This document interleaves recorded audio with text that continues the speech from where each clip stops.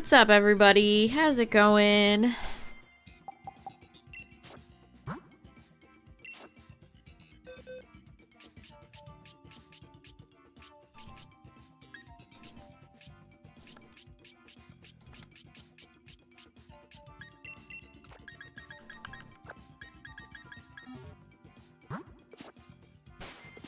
These 3 eggs are not shiny. And I want them to hatch.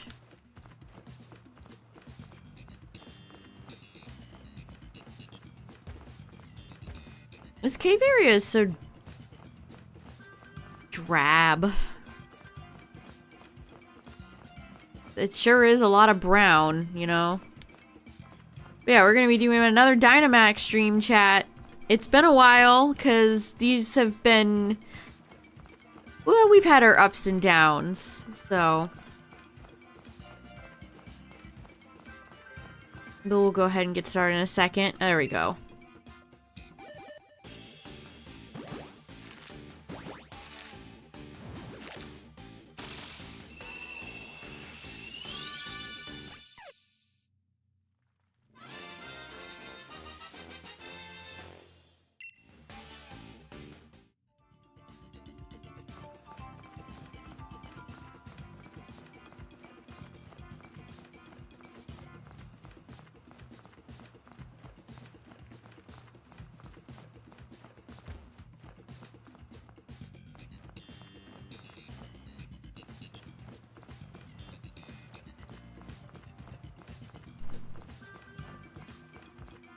Alright, let me get these 3 Gothita hatched and back in the box, chat.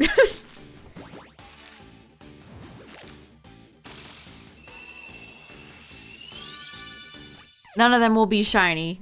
I can tell you that.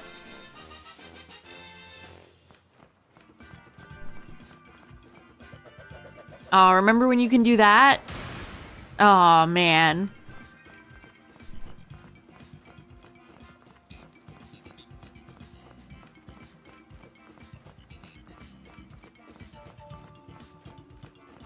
We're just gonna be doing randoms.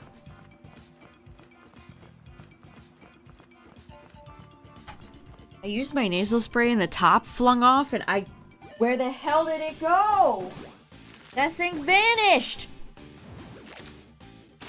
Oh, it was in my shoe. Okay, we're good. Back to the regularly scheduled Dynamax adventures. Okay.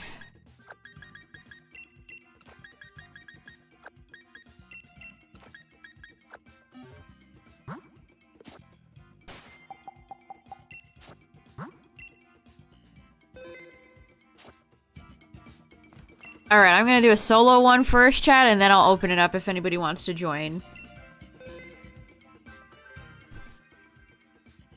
We gotta do the YOLO solo. Behem, Palpitoad, and the Sire. Alright, we're going with Palpy. This is gonna be a blessed run. This is going to be a blessed run. I hope. Alright, we're starting with a Psychic type. Alright. Psychic is usually an easy one. Okay, we got... I don't like fighting Thievul, but we'll have to do. It will have to do, chat. Oh, I hate these NPCs.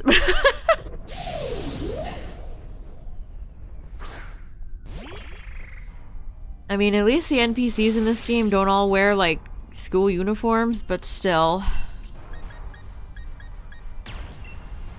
Oh boy, our first Pokemon of the night that we're fighting is Unpheasant. Yay.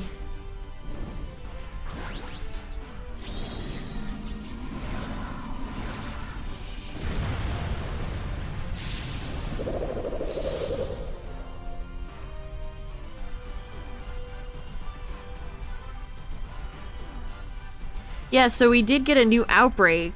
Several... Why do you... Okay, let me back up. I'm getting ahead of myself. Okay.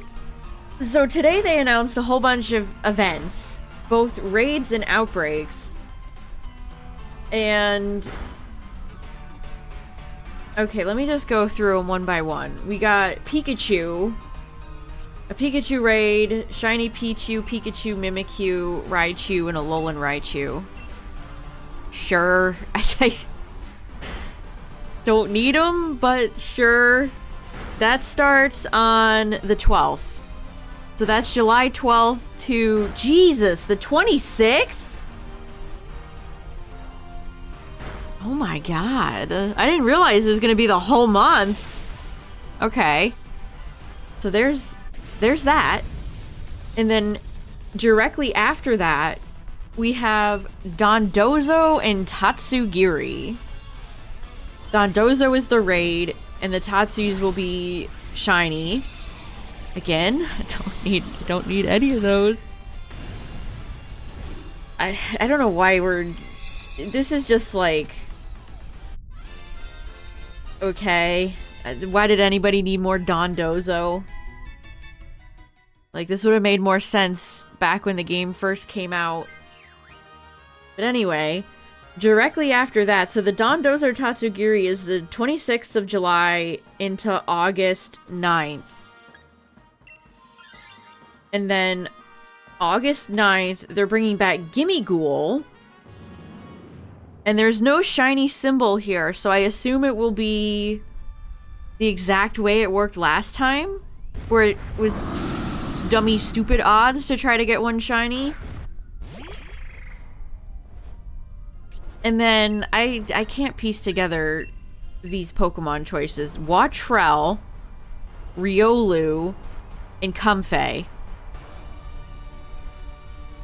What the hell do those three Pokemon have in common, chat? Does somebody know? They all can have a mark. What mark that is, I don't know. It's 2 orange fart clouds. I don't know. I don't know what mark that is.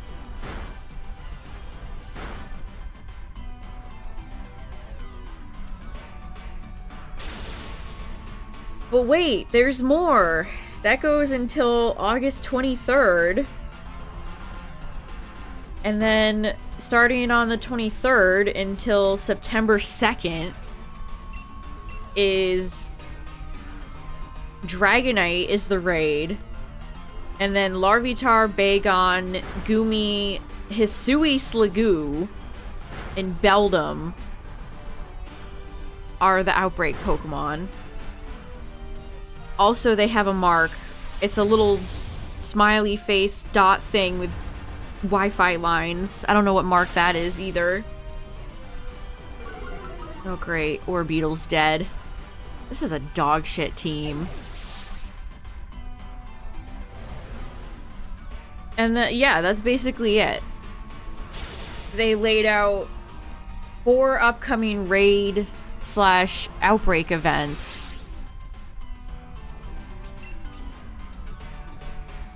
And it's like, okay. Gosh, do I need a Dynamax just so this thing dies faster?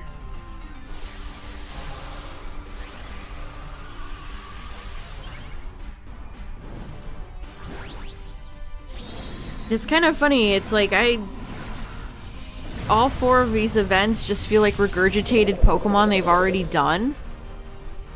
Or are super stupid easy to get shiny in SV as is. Like, putting Beldum in is kind of mean. Like, you guys want us to catch Beldum? For real? I don't want to catch Beldum. That sounds like a bad time.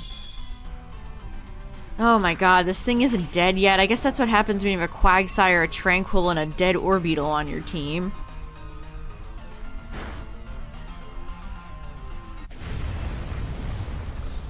So those are the upcoming raid / outbreak events. Absolutely nothing here I'm very invested or excited in. Like, I think I need Metang. I think I might be missing a Metang on my shiny list. That's like the only one. Tatsugiri already have. Pichu, Pikachu, Mimikyu already have. Riolu. Riolu's super easy.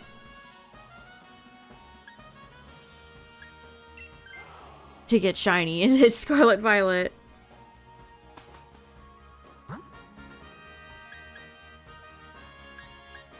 Yeah, Belt. I kind of want a shiny hunt. I'll do these events even if I don't need them. You know, because it's decent content, whatever. But yeah, I don't look forward.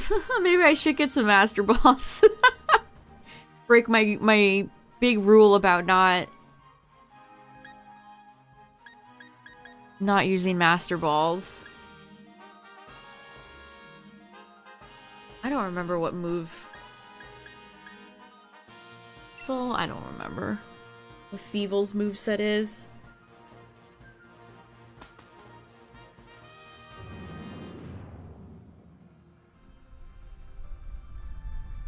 And again, what exactly do Watrel, Riolu, and Comfey have in common? What is the connecting tissue with those three Pokemon? Because to me it seems random as hell. There's got to be something. Is it a Japanese name thing? Is it a... I truly don't know.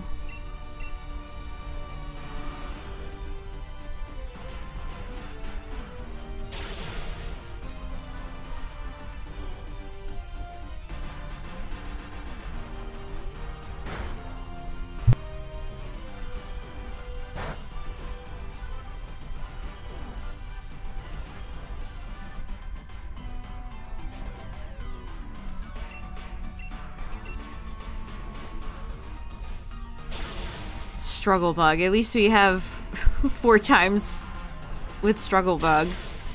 Oh god, Quagsire is very left out in the open. Alright, it's fine. It's fine, it's fine. We got out of it, okay? It's fine.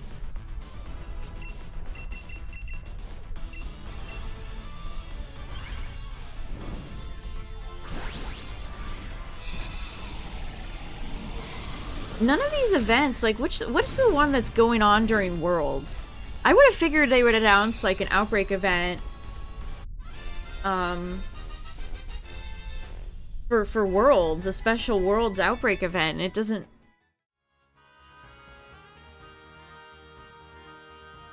The one going on through Worlds is... Gimmighoul, Watrel, Riolu, and Comfey?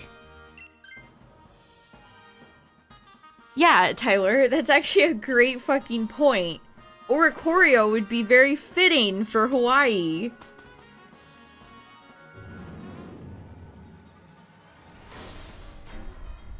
I guess Comfey is there. Maybe that would explain okay, it's Azelf.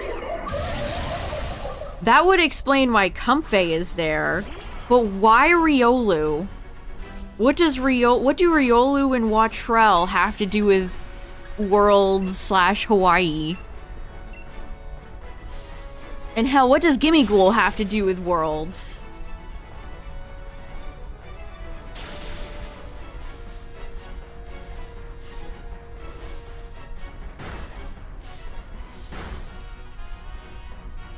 It just seems like they just threw a bunch of random slop, like, oh, Tatsugiri is popular, put that on there. Dondozo, that's popular. Also, y'all brought it up in chat earlier, but I might as well bring it up now, because it's... Chat, tell me why this franchise is coming up on 3 decades old.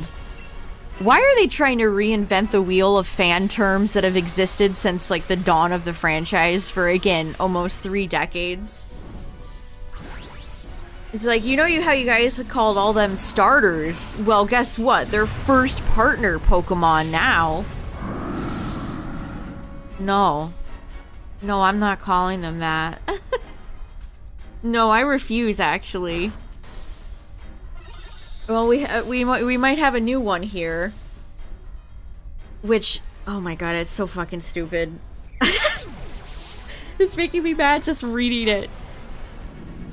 Official notes for the Dragonite raid in Larvitar, Bagon, Goomy, and Beldum outbreaks labels them as powerhouse Pokemon.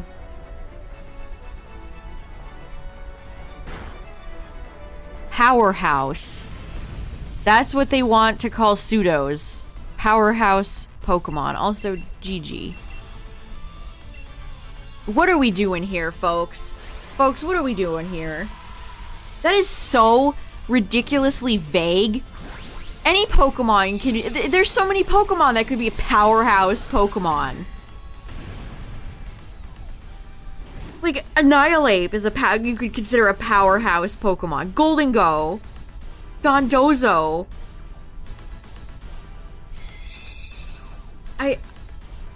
It's so vague. It's such a vague nothing burger term. And then, of course, Joe is the one that posted it and, like... so excited for this brand new term. Nothing here is shiny, by the way, because why would it be? Negative aspects of fan terms? I mean, what does that even mean, though? What about pseudos is negative? What about starter Pokemon is negative?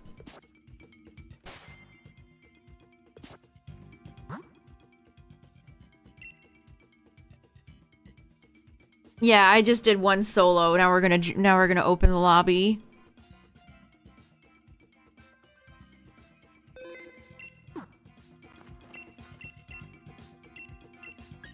It's like, again, this franchise is approaching 3 decades old, and they're suddenly trying to, like, reinvent the wheel with all this flowery, goofy... Oh my gosh. This is difficult to do. This controller is dying. There.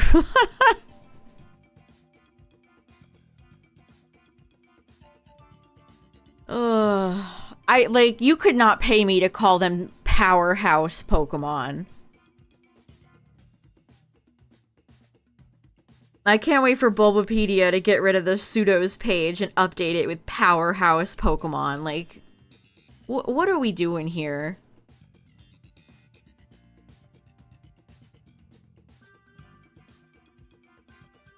And it looks like this was all revealed on the Japanese side of things, so it looks like it might be a Japanese term. Because usually, the first partner thing to me screamed TPCI. But now I'm not so sure.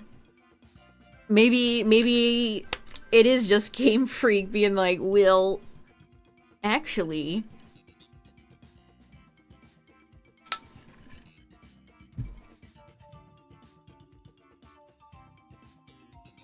Yeah, not calling him that. That's such a vague, dumb term. Powerhouse? Like, what?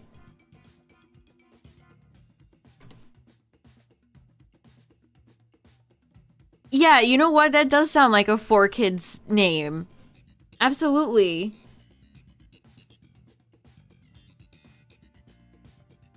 It does seem like a 4Kids poorly translated thing.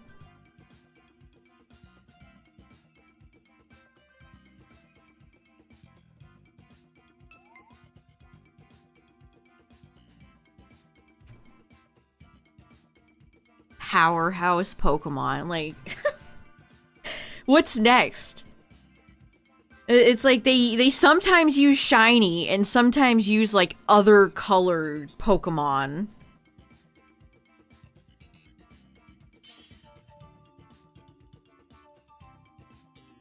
We gotta go catch all those other colored Pokemon.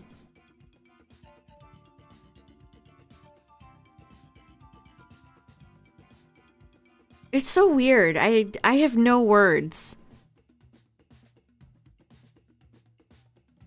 Like, are they gonna try to rename, like, legendaries next? Or mythicals?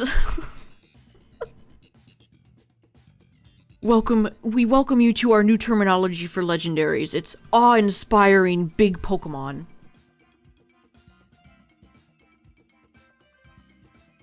Yeah, I always thought it was the 600. I've seen the 600 club.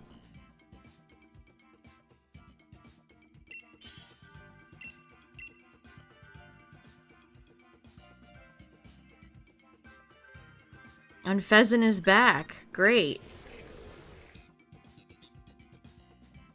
And then underneath that tweet, there are a bunch of people arguing on if Archaludon or Chaladon, however you want to say it, is a pseudo. It's like, oh no, why? Uh-oh, a dragon.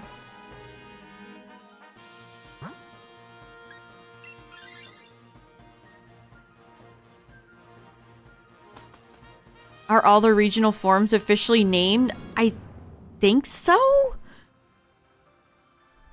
I'm not like 100% sure though.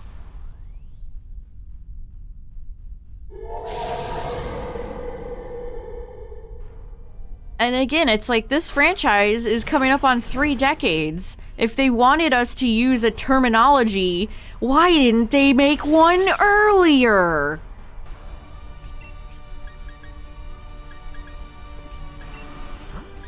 It's like, it's a little bit too late. These terms are so well established, like... I don't think there's any going back, I'm afraid. Yeah, Cantonian and Alolan. I don't know if Cantonian is official terminology or not. Like, I would have been fine if they even said, like, 600 Club. Because that's not vague. It's a specific thing about each pseudo. Powerhouse could literally mean anything. You could use that to describe so many different Pokemon.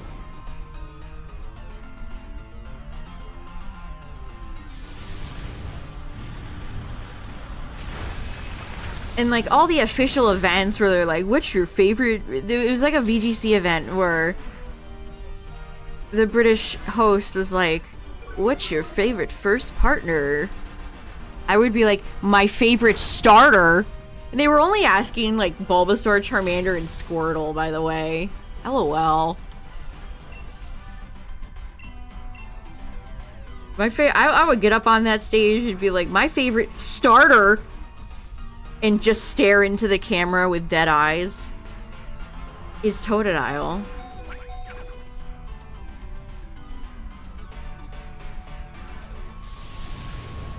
Yeah, because the Pokemon Twitter accounts are all just run by interns. Those aren't official, like... I mean, they're employed by TPCI, but... they're likely probably millennials that grew up with that terminology like we all did.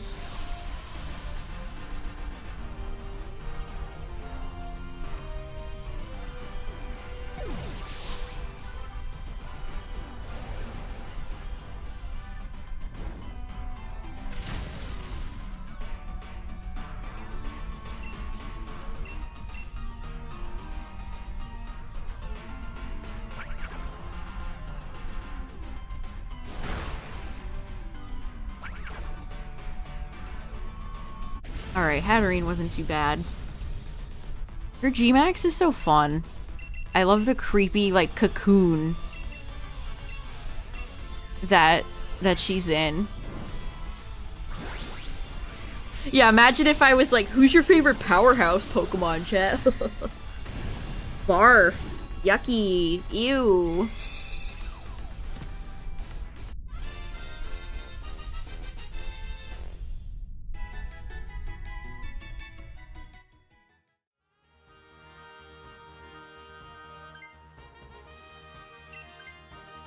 I mean, y'all already know my favorite pseudo is my favorite Pokemon, which is Garchomp.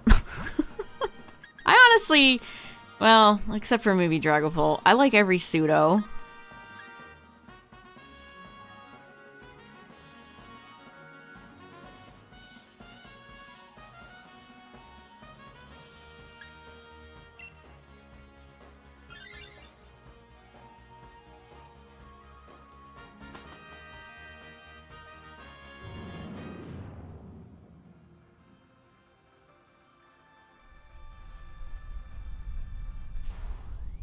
I don't know, I almost feel like you're giving it more logic than they're capable of using.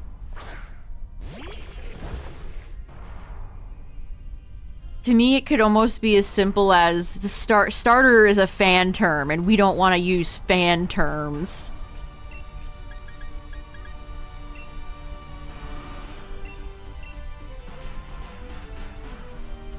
I don't know, I would hope they don't sit around and... Yeah, I think there is a Pokemon... Isn't there, like, several? Hold on.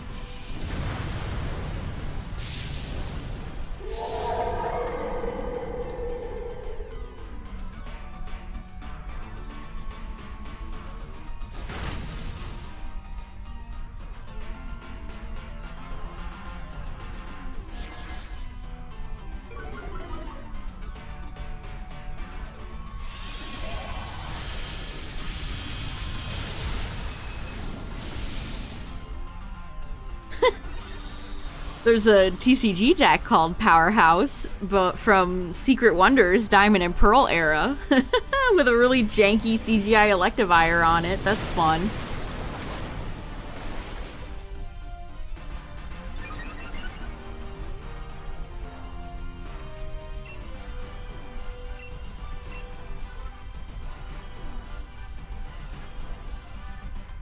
Yeah, I mean... Who knows? We'll probably never really know why they're trying to do this all of a sudden, but I might like Powerhouse even less than First Partner. Like, First Partner sounds... You know what it is? Yeah, like, to bring back what Chad is saying about marketing, it sounds like a marketing term. You know in that Jenny Nicholson video, how she pointed out that all the Disney influencers calling Disney rides like their full legal names sounds weird and clunky? That's what First Partner sounds like. It sounds like John Game Freak, Pikachu is a gun to the back of your head, forcing you to say that. It just sounds like like they cooked that up in the marketing lab.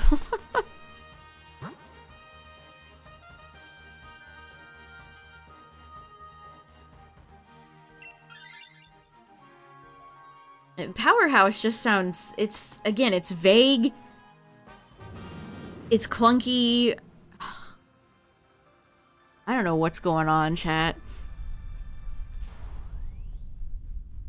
Different colors. Yeah, like, I enjoy Pokemon Scarlet version and Pokemon Violet version for the Nintendo Switch family of systems. And you see a bead of sweat go down their face.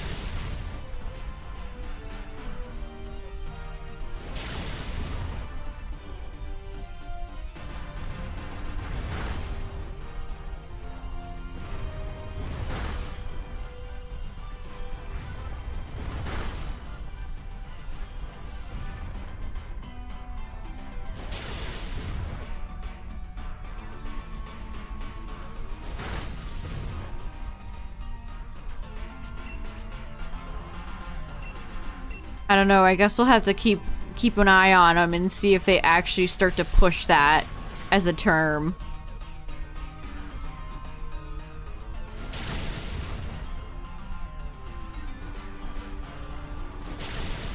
If we see any tweets or any, like, news things that start calling them powerhouse Pokemon, sound the alarms. Batten down the hatches.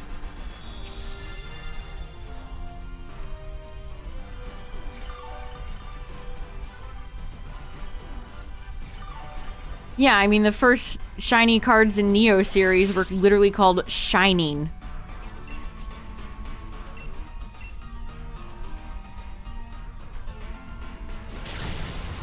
That's where I feel like I first remember that term coming from.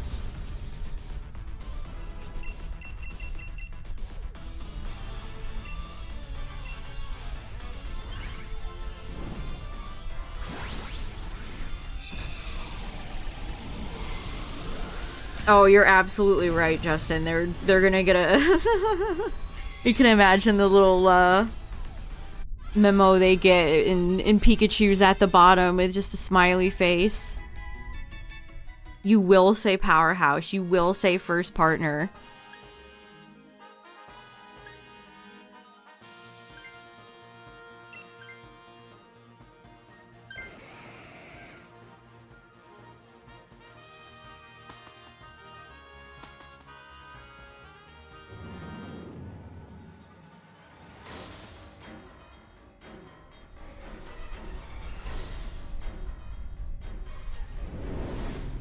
Oh, no. That's...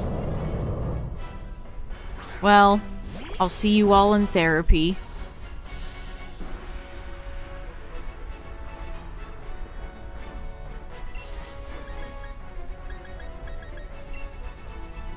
What is Amoongus doing? Rage powder, perhaps? I'm gonna paralyze it. You've seen people licking their boot about it? What do you mean? What have you seen? There were responses to Joe's tweet that were like, wow, I love that.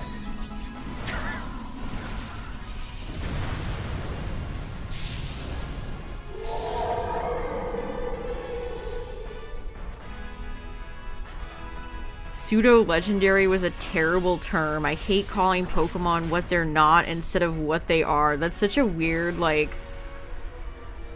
What a weird hang-up to have.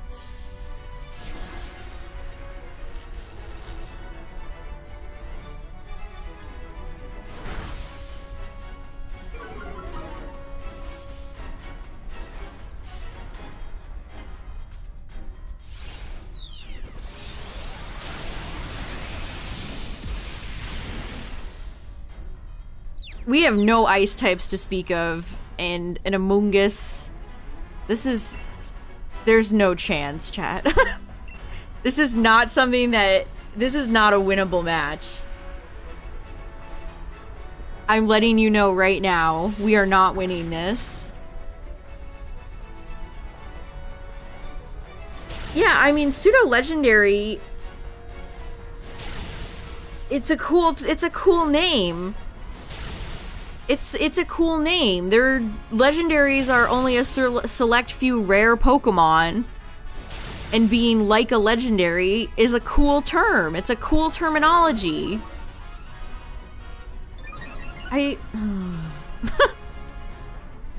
Serenity now, chat. Serenity now.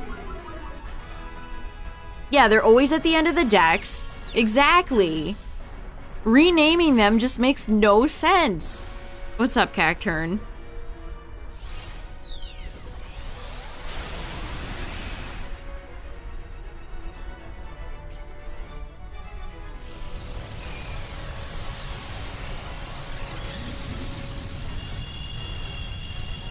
Like, at least first partner, again, clunky, awful marketing term. It's not vague. It pretty specifically tells you what those Pokemon are. Powerhouse is just a nothing term. They are not cooking. That is even worse than first partner.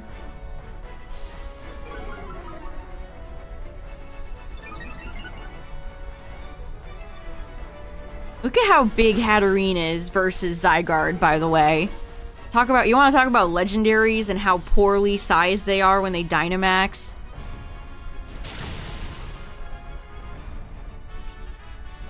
Yeah, no Wide Guarder and no Ice types. This is a GG. This is a GG go next.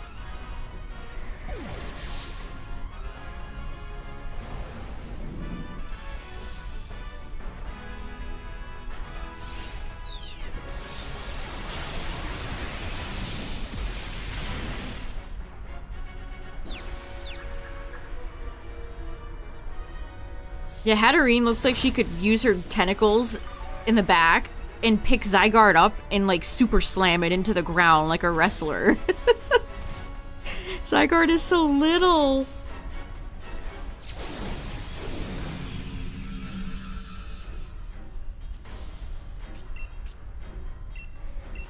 But yeah, chat, if you're just joining, we're gonna lose to Zygarde, but also we're discussing the fact that it seems like either Game Freak or TPCI wants to rename pseudo-legendaries as powerhouse Pokemon. And I think that's dumb.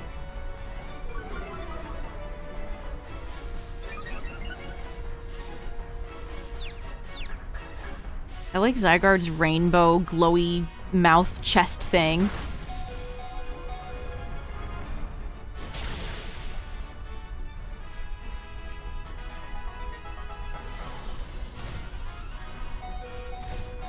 There goes Among Us.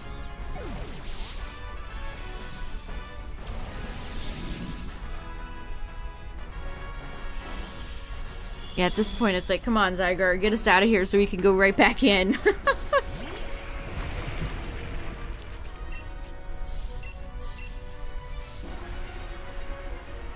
I mean, we don't have the damage output. I'm doing nothing. Look at this. Sandaconda's terrible. Amoonguss doesn't have the power for this. Tyrantrum is absolutely wild and if it goes for 1,000 arrows again, we're just dead anyway. I don't think there's any light at the end of this tunnel.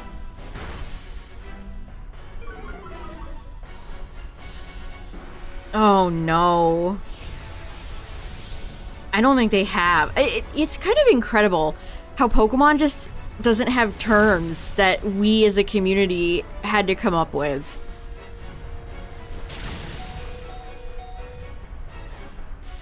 But I think you're right. I don't think there's any... They don't ever call it stab. Stab sounds violent. The kids can't be calling it stab. No, no, no. Synergy power boost. Oh no.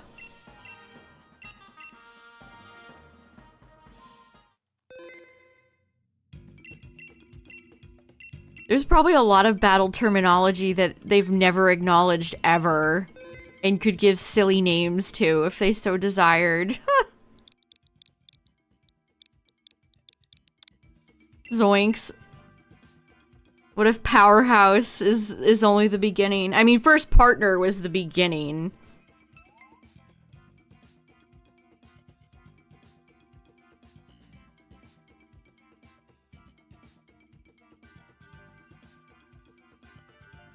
Somebody at Game Freak is just sitting around and was like, you know, this franchise has been around for almost 30 years and let's just start giving everything arbitrary, awful names. Oh no, critical hit. Friend find.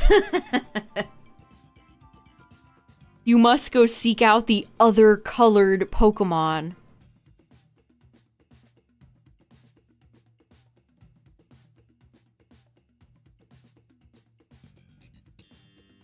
That's absolutely wild.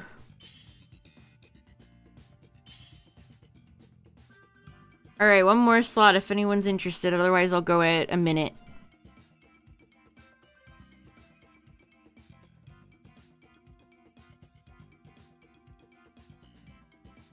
Baddie bad. Oh, all the Let's Go Pikachu and Eevee moves are so juvenile. Are they like that in Japanese? Is that like a... I'm curious. Oh Christ, it might be worse, chat. You want to know what Baddie Bad's name is in Japanese? Okay, I understand why this was changed, because this sounds like... I'll just say it. Its name in Japanese is Bad Zone.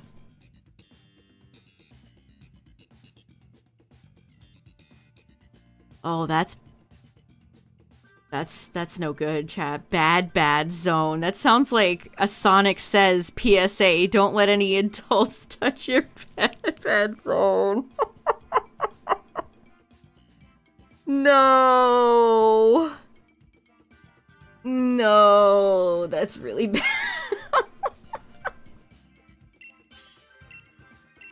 Bad zone. That's, Oof, alright, well. Let's see what the other ones are. Or can I access a list of this instead of having to individually search them up?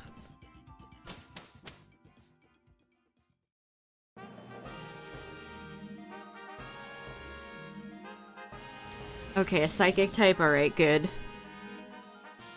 Yeah, it literally sounds like a Sonic Says. That's no good.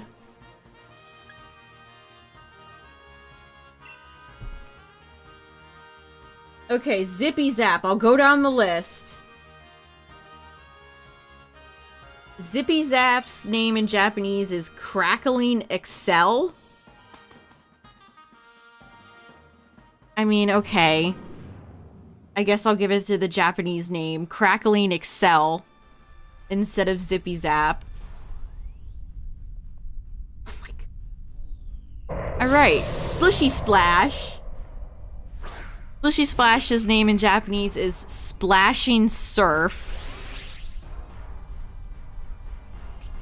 I don't know, those are both quite terrible. I don't think anybody wins that one. Okay, next up we got Floaty Fall. And this one's anticlimactic because Floaty Fall's Japanese name is Floaty Fall. Ugh, that one's really bad. These are so bad. Okay, that was all of Pikachu's. And now we got Eevee. So starting off, we have Bouncy Bubble.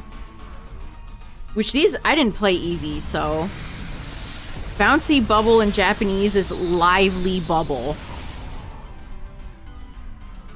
No, that sounds stupid. Lively? Okay. I don't know about that one. Then we have Buzzy Buzz. Buzzy Buzz's Japanese name is Shocking Electricity. That is such a literal name. Isn't electricity already shocking? Does electricity not imply that it would be shocking? Redundant ass name. Can't believe Buzzy Buzz is better. Oh man. Some of these are so bad. Okay, Eevee also has Sappy Seed. Okay, you would never guess this thing's Japanese name in 1,000 years, by the way. Would you have guessed that Sappy Seed's Japanese name is Fast Growing Bomber?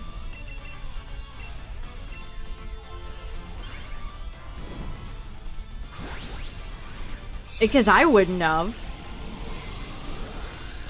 Sappy Seed, Fast Growing Bomber.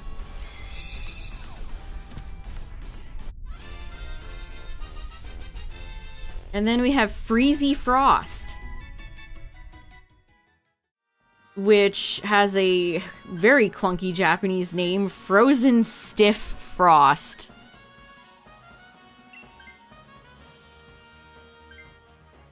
Frozen Stiff Frost. I feel like you could have ended it at Frozen Stiff and have called it a day, you know. And then we have, at last, Sparkly Swirl, which is in Japanese Sparkly Storm. So those are all very similar. For the most part, except for Fast Growing Bomber. Because sometimes you just, like, the translations can be kind of weird. But I guess that's not really the case.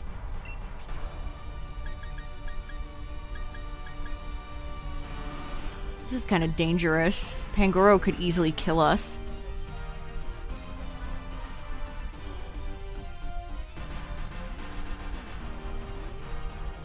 Yeah, those are all the let's go moves, chat.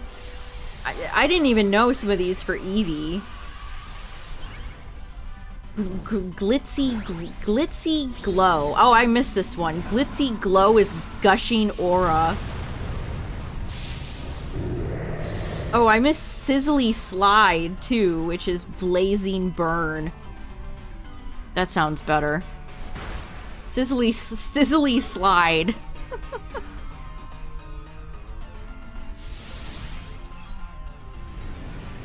Oh, brother Pangoro, please don't kill us.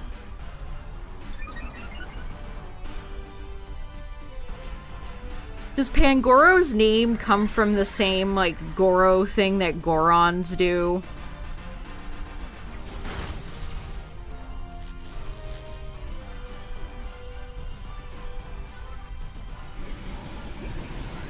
Lickitung's, the camera cutting through Lickitung's tongue to do the attack is really funny. Trick or treat in Japanese is just Halloween. Go Pumpkaboo, use Halloween.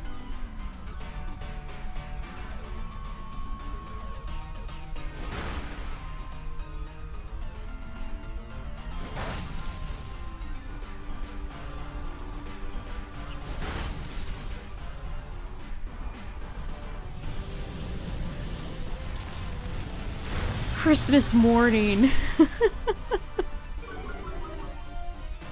I'm kind of surprised it's just called Halloween.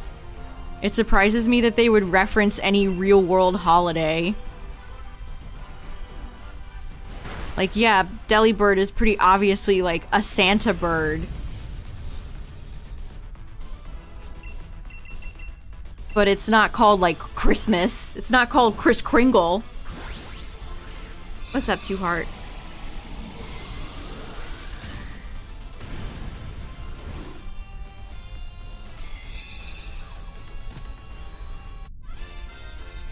Trick or Treat is one of the cutest Pokemon moves. Like, that's just a cute name.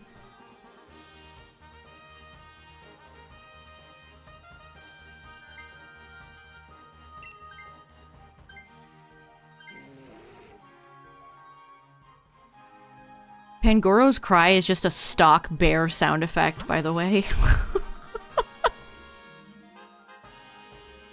In more recent gens, some Pokemon just have stock animal sound effects, and it kind of blows me away.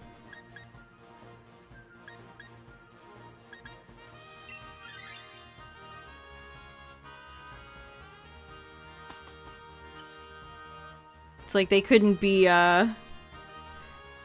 bothered to think of anything particularly interesting. They were like, what if we just made it sound like a bear?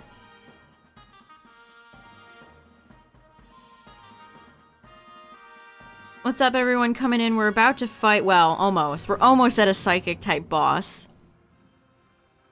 We fought Azelf and then Zygarde. So far.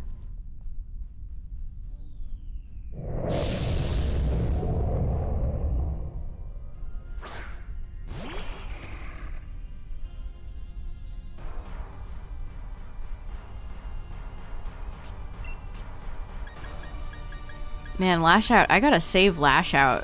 I don't have many left.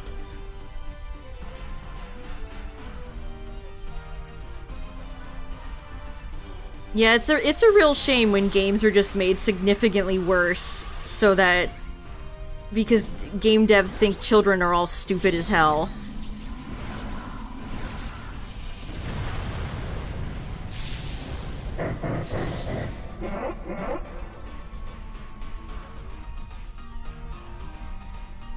Dashbun is just a barking yeah, there's quite a few of those in Gen 9. I think Boltun is just a dog bark, too.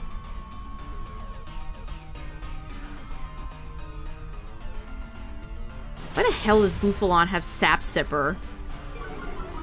What about a buffalo with an afro is like, it needs to sip the sap? Have we gotten anything good yet? No, no shinies yet. Hopefully we can pick up something tonight that's not a dupe. have not had great Dynamax luck lately. Hopefully tonight we can turn that around.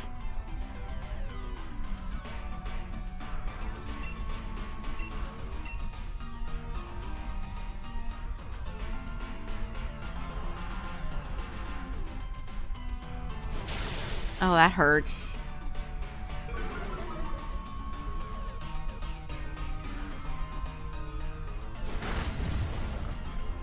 I love Cofagrigus, but it's really not a great Dynamax mon. Cofagrigus when a Gen 5 is cool as Pokemon, but it's just not that strong.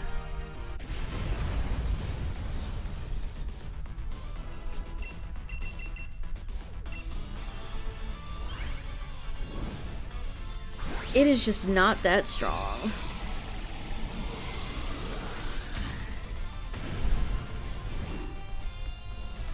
Hope you get some cool shit. I will certainly try. But thanks for stopping by. Goodbye.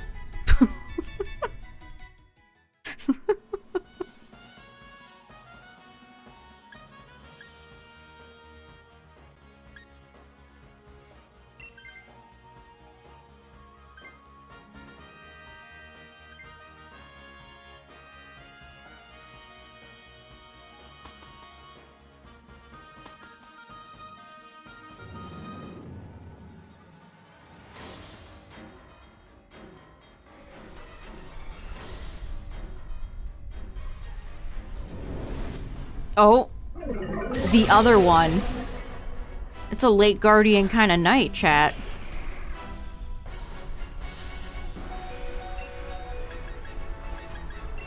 What is it with, like, casuals viewing the directory, seeing I'm doing Dynamax, and, like... Dynamax Adventures is better than, like, anything in SV. First of all, I mean, you know, feel free to disagree. I really don't care what type of Pokemon opinions anyone has. I don't think anyone should. Nobody's hurt feelings around here. Maybe on Twitter. Maybe if you say you release Chestnut, people will get mad at you on Twitter, but not here.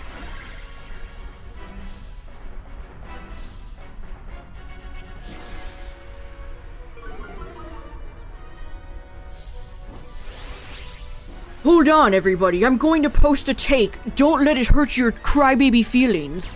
Anyway. Proceeds to post extremely lukewarm take.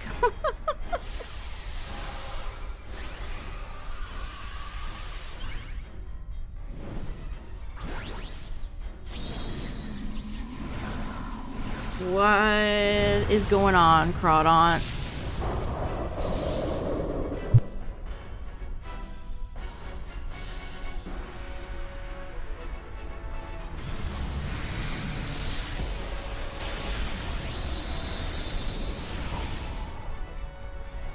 Yeah, I agree, Cacturn. I both think they have flaws as well. Again, people come in here and just... Even if I'm playing BDSP, they assume it's like an endorsement of the game. Even if I'm just shiny hunting Darkrai.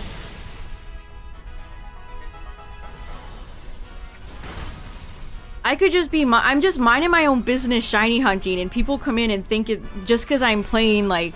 BDSP, I'm somehow its world's biggest fan.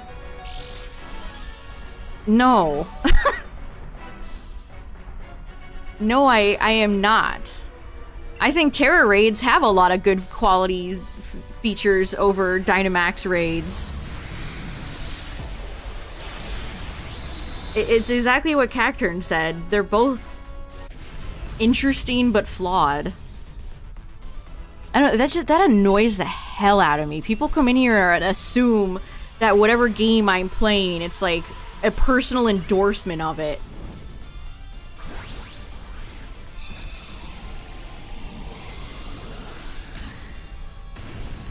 Wow, Elden Ring's DLC came out and you're playing BDSP? Oh, Serenity now, Serenity now, Serenity now, Serenity now. Being a Pokemon fan is... It's hard times out here, chat. Help. I can't remember what... Bouffalon Shiny is dreadful.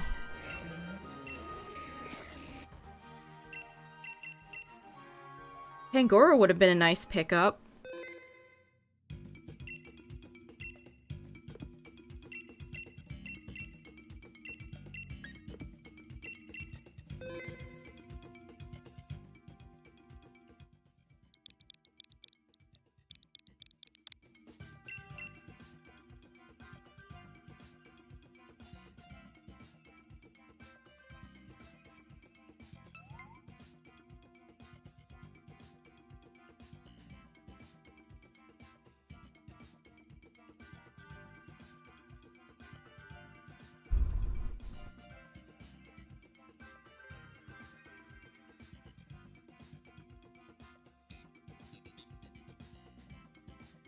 Yeah, absolutely. It's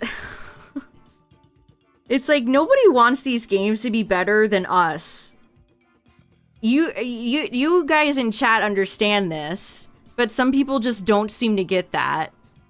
There's no bigger fans than you and I, you know? We desperately want this franchise to reach heights that we know it can.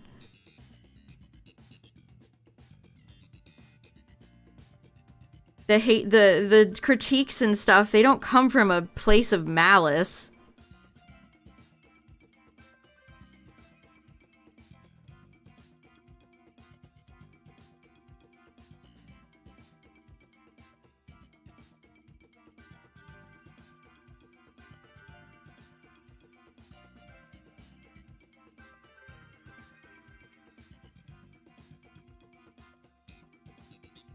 I don't know, I'm just trying to shiny hunt. I'm just chilling. Sometimes people just come in to argue and it's like, whoa, take it easy, man. I'm just shiny hunting. I'm just the bitch that makes the biscuits. I'm just trying to live my life. Oh, I'm almost done with that Tears of the Kingdom video. I have 25 minutes left. Oh, man.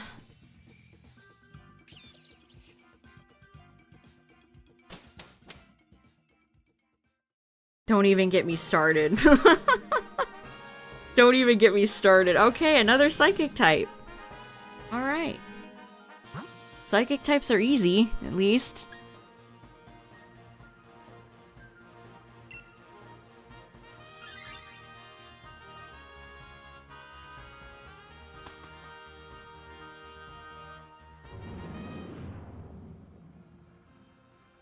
Also, watching videos about tears make me realize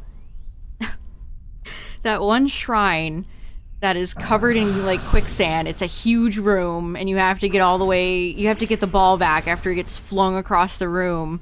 I could have just reversed it the whole time. People just, you just use the reverse time, and you could have just brought it back. I felt like a dumbass.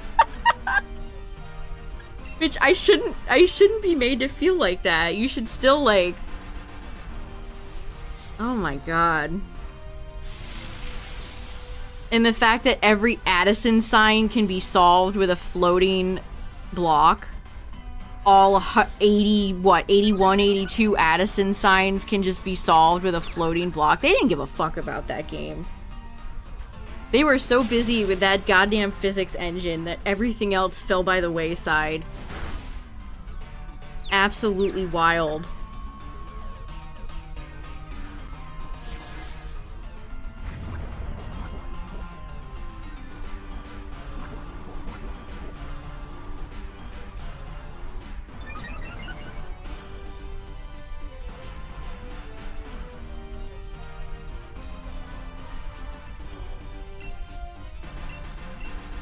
The fact that that video opens up with her going through all the mazes, which they did not change the layout of. The shrines are still in the same place. as they were in Breath of the Wild.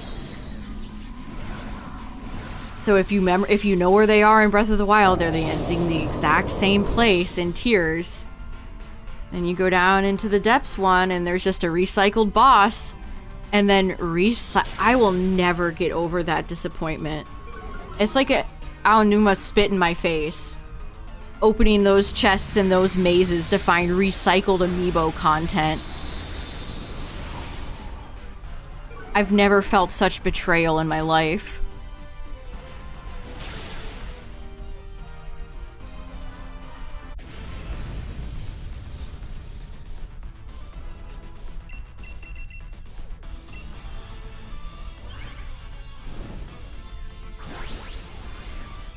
Also, say don't get me started, I'm getting myself started.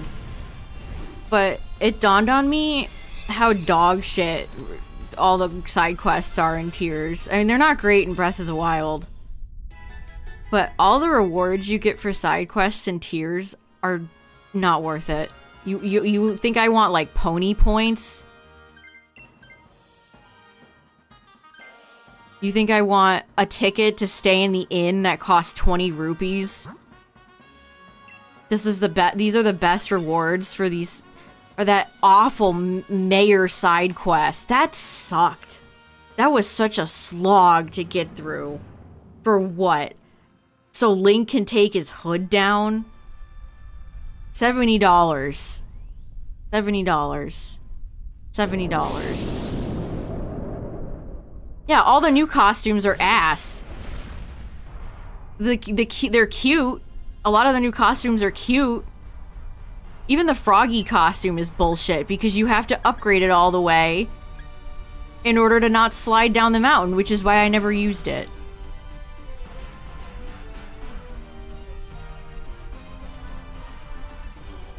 Just recycled dogshit garbage content in a soulless, empty game. She recapped the Secret Stone Demon King, and it was actively, like, getting me, so I had to skip ahead.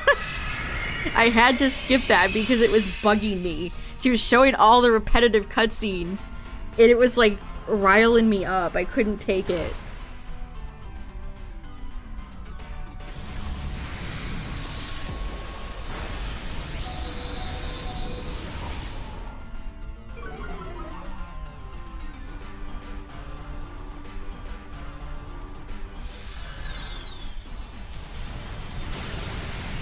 Also, it feels valid. That video was so validating in many different ways. She talked about, I don't know if it was her herself or using another example, but going up to the Wind Temple before you had Tulin. Because I went up to the Water Temple before I had Sidon. And was just completely locked out of content there because I didn't have the annoying NPC with me. That is so egregious, by the way. They're like, oh, you could go anywhere. But the game design in Tears of the Kingdom actively de-incentivizes that. Yeah, they don't even give you the glider right off the bat.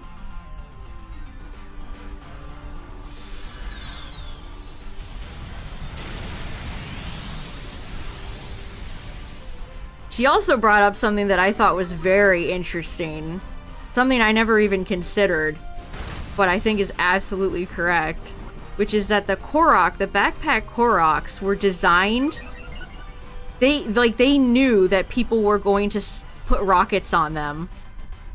And send them into space and, like, crucify them and make funny memes. Same thing with the goofy Ganondorf face after he kills... What's-her-face? Queen McBland. They just did it for memeability, for free marketing. Also the fact that Koroks only ever the backpack Koroks only ever give you 2, even ones that are where you have to cross the ocean. Ones that are more difficult than others don't give you any more Korok seeds. Yeah, it shouldn't need to be upgraded. It shouldn't need to be upgraded to work. You get it at the end of the game, too. By the time you're done with all those repetitive pen quests for the stupid newspaper, you've traversed the whole world. The whole world. And you probably have enough flying bikes that you don't even need to climb anymore. Climbing is so trivialized in Tears of the Kingdom. Because you can fly everywhere. It's so trivialized. Climbing is bullshit now. There's a solution to a problem they already solved.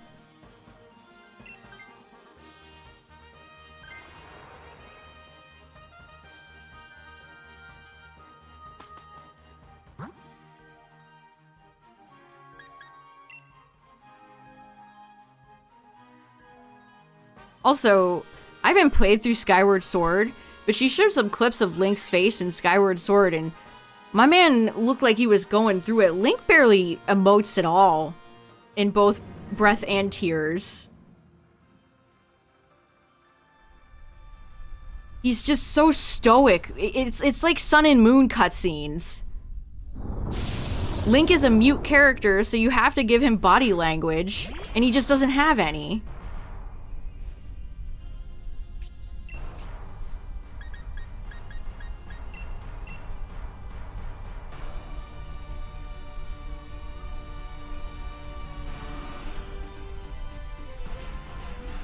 Also, I didn't know this, but in the ending cutscene when Link and Zelda are like staring off, Link is smiling and you can't see that. If you go out of bounds and look at Link in the face at that ending cutscene, he is actually smiling, but there's no camera pan to show you that. Fun fact.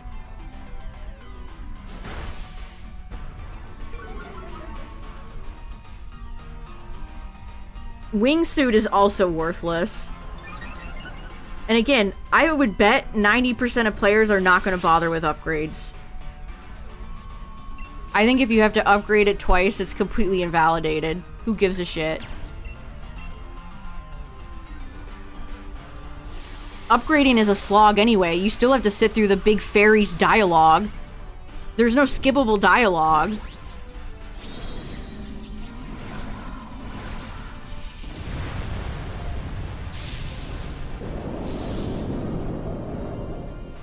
She still tells you the same shit. There's still so much dialogue you have to go through when you talk to those ladies. It is so slow.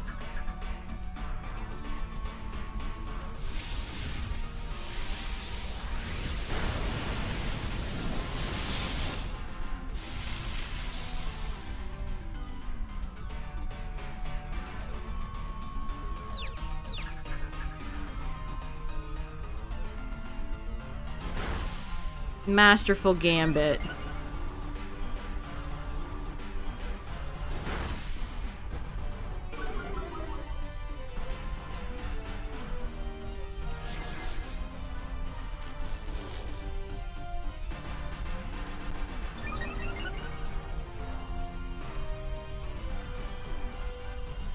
I mean, like I said, by the time you actually get all of the pieces of the Froggy suit and upgrade it, you're likely almost done exploring the whole game. Which, by then, you don't need to climb.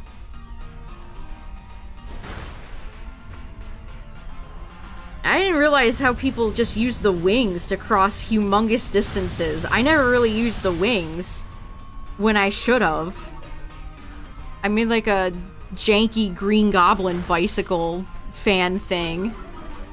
Also, the fact that they introduced how to use shrine or how to use fans crossing the lake in this tutorial island, and then they later have a redundant shrine to show you how to use fans when they already taught it to you. It's like, did anybody check anything making that game? Did they just fling shit at the wall and we're like, we're good here, $70, please? Okay.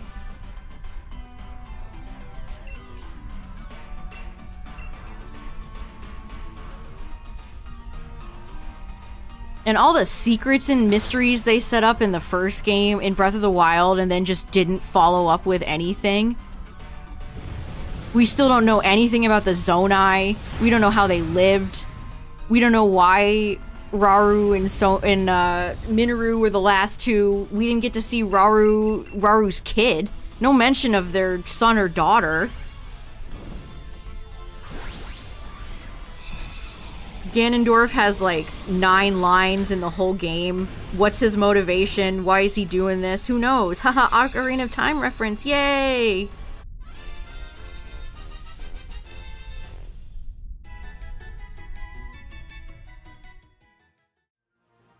Also, Matt Mercer fucking sucks as Ganondorf. I'm gonna say that right now. Like, yeah, that sure is Matt Mercer.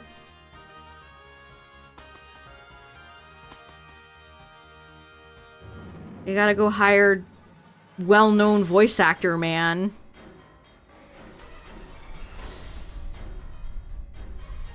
Ganondorf is the Calamity. Oh, it's Azelf again.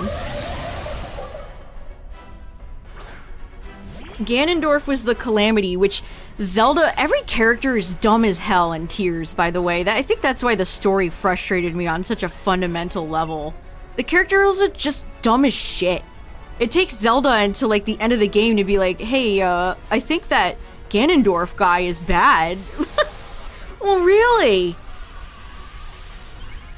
Oh, you don't say. And then Rauru is like, I know Ganondorf's evil, but I'm keeping my eye on him. Oops, he killed my wife.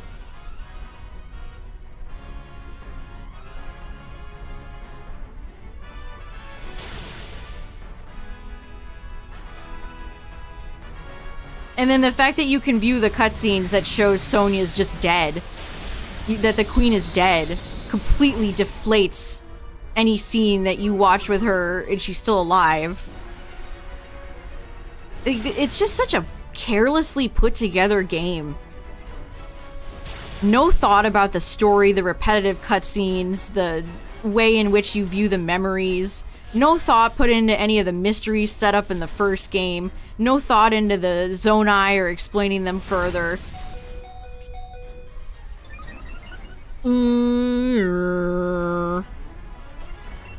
Just slop. And then they give you that suit at the end, the Zonai, like, original hero suit. They're never going to explain that. It's just dangling a carrot in front of your face. GG. They're never going to explain that. The Zonai were hinted at in Breath of the Wild. And then the Sheikah are, like, made to be nothing in Tears. They absolutely don't matter whatsoever.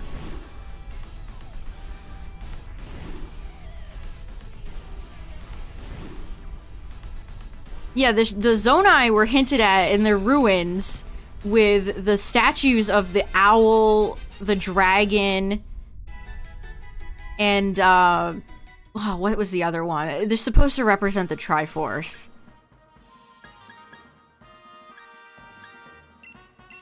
Also, I didn't even realize, the maze brings up, like, the Master of Owls in Tears of the Kingdom. Who the hell is that? They set up all this, it's like Five Nights at Freddy's over here. It's just a bunch of lore nonsense that they have no intention of following up with. So that MatPat can make theory videos. Like, it's the same caliber material we're dealing with here. This is like indie horror mascot level slop. Yeah, it's the locked box. Exactly. And none of those statues that are in Breath of the Wild match the architecture that they show you in Tears. It's completely different. The boar. How could I forget? It's an owl, a boar, and a dragon. Owl, wisdom, Zelda, boar, power, Ganondorf, dragon, courage, Link.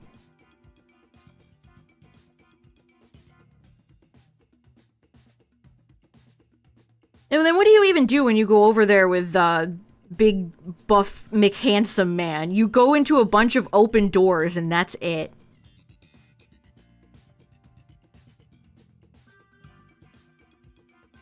Like, I'm serious. It's like Bendy and the Ink Machine level right now. Like, actually pathetic.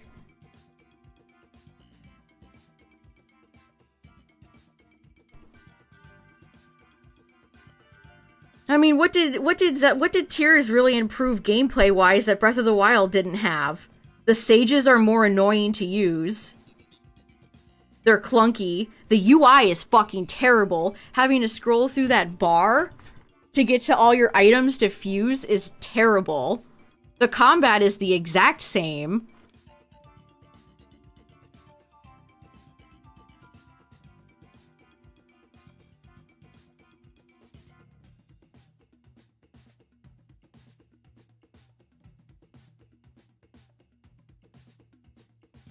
Yeah, the Sage abilities are just... I cannot believe that they released the game like that. They are so clunky. And then Minoru's crappy-ass robot, like...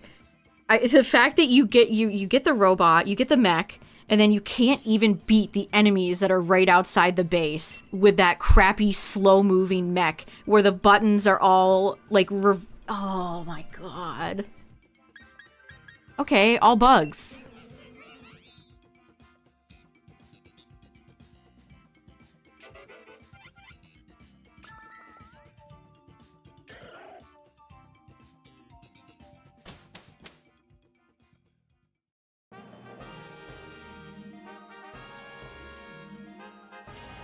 Grass. This is Cortana. Oh, and where's the fire types? Nowhere in sight. This is Cortana. Uh-oh. Yeah, the mech thing was so lame. Ugh. And then all the shrines that, you know, you put together unique tools to try to get through.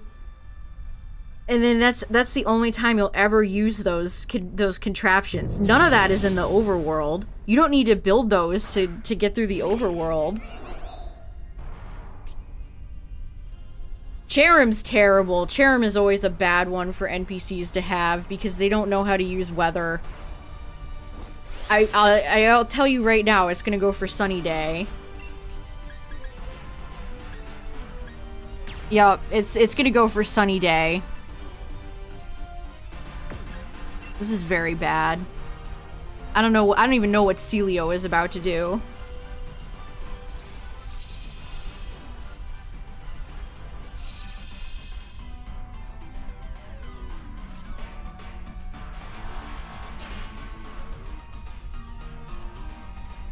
Celio wasn't going for an attacking move. Oh, brother.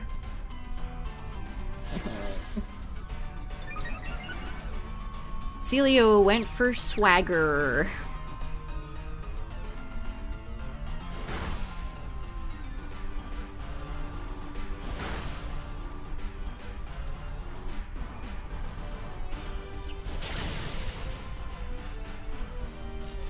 Okay, good paralyze.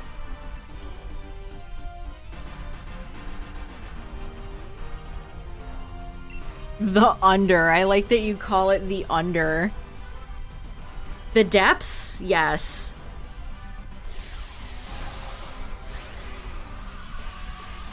It's basically, you know, I will say I enjoyed the first, like, day of exploring the depths until it dawned on me that it was all the same thing. There was, like, no variety down there.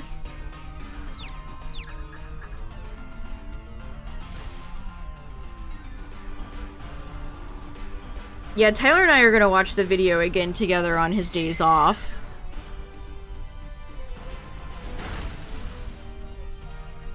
Also, this person's using a Skitty as a Sona. I approve. Skitty's a great Pokemon. Huge fan. Alright, Pelly down. Not having any fire types for Kartana is very unfortunate, though, chat. We might be in trouble. We might be sunk. Pelipper's decent, at least. Cherrim's gotta go. Cherrim and Celio are both really bad. Yeah, Cherrim just sets up Sunny Day every time. The NPCs, at the very least, you can start to read what they're gonna do. Selgor is usually a great choice here, but Kartana's steel, so not so much.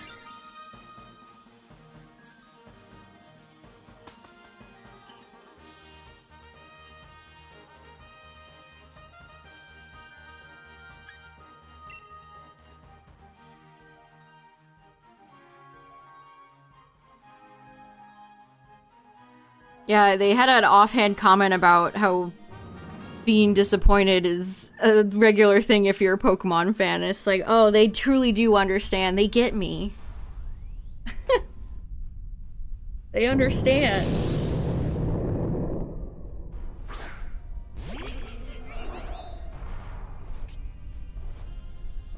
I mean, at the end of the day, Tears of the Kingdom is clunky and a mess, but at least it runs properly.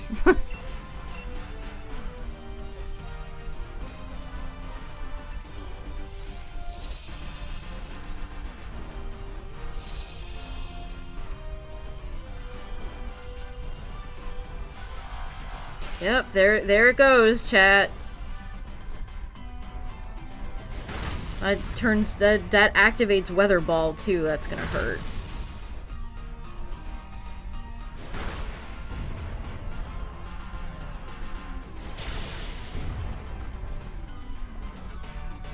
I've noticed a lot of Pokemon videos, and she kind of did this as well. They all have to get out of a preamble about how if you like this game, I'm not trying to take that away from you.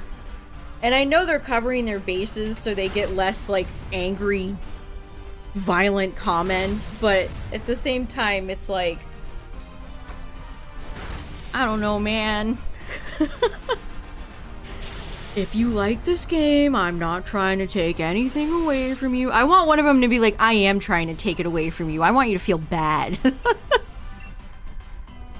I want you to look deep and go stare in the mirror and realize your life choices. They all do that. I noticed they all do that. If you like this game, I'm not gonna take it away from you. And sometimes I do that because Pokemon fans will sentence you to death if they disagree with you over Blingo Blorgo. Like, especially on Twitter. I'm still thinking about that tweet that was raging over somebody, the straw man they created of somebody who boxes their starter. If you box your starter, you're a loser. Sorry, chat, I mean, if you box your starter, your first partner. Now here's a guy. By buying this game, you're making the series worse.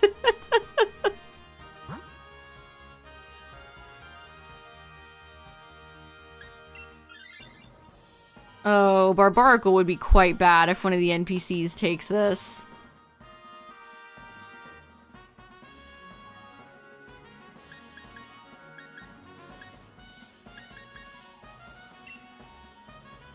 That's just one thing I've noticed. If you watch any, like, negative video game reviews, chat, I bet you'll notice the same thing. They always try to be like, they try to, like, pad out the nasty comments. Really funny. Which those will come regardless. You can, you know, give any argument you want and you're still gonna get them.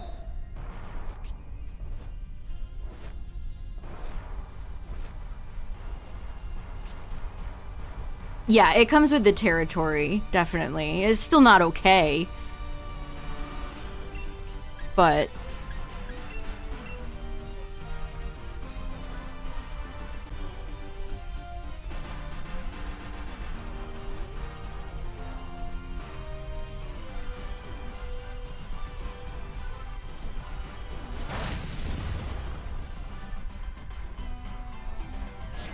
Worry seed. Giving somebody insomnia is a quite mean thing to do, Cherim.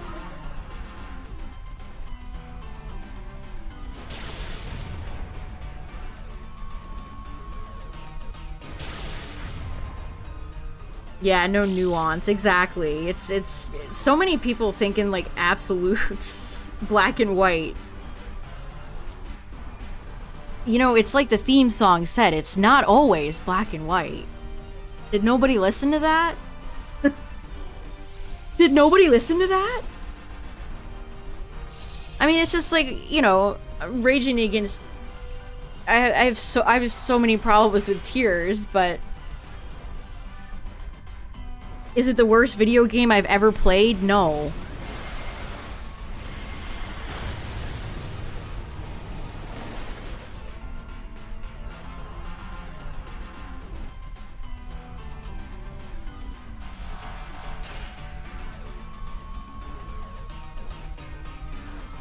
It still gave me a lot of fun little moments, you know?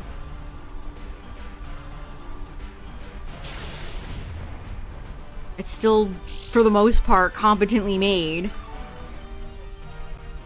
It's the worst video game I ever played. I'd have to really think about that. Actually, no, I don't. It's Pokemon Dash.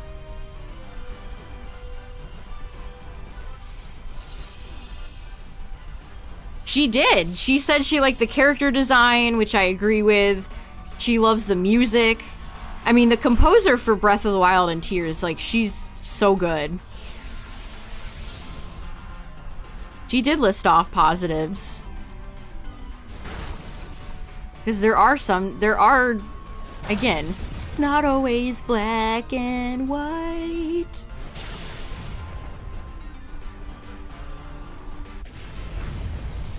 I don't know, I don't play a lot of bad games, chat. I don't subject myself to paying money for a bad time. I don't know why so many people love, like, hate watching and hate buying things. That could not be me.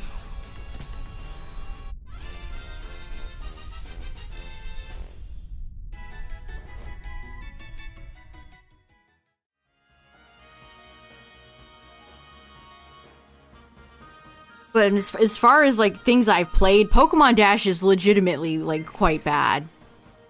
I thought that when I was a child, too. Which, when a child thinks a game is bad, it's real bad.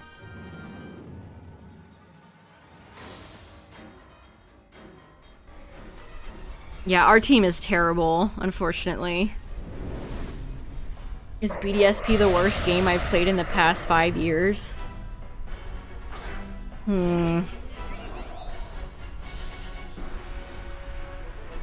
I mean, that's such a hard thing to think about. It's so flawed. Oh, I have so little health left. Unfortunate.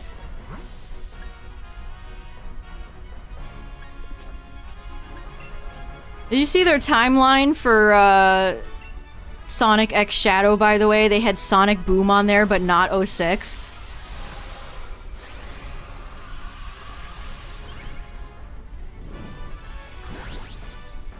Oh, Starfield. Starfield was the most mid-game I've ever played.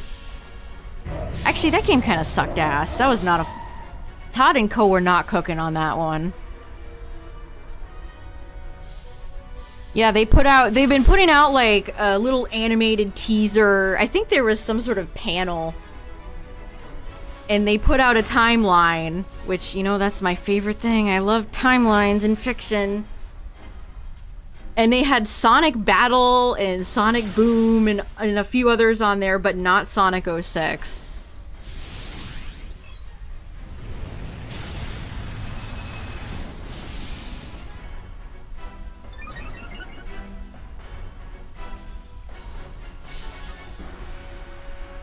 I would take Sonic 06 over Boom any day. I don't know how anyone can say 06 is worse than Boom. Sonic 06 has atmosphere, it has good music, it has honestly some pretty decent character moments. Sonic Boom is nothing. That is a slop game made for slop.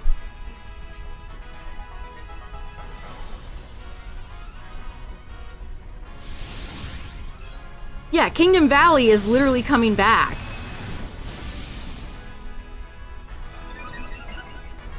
In Sonic X Shadow. Kingdom Valley is going to be a level.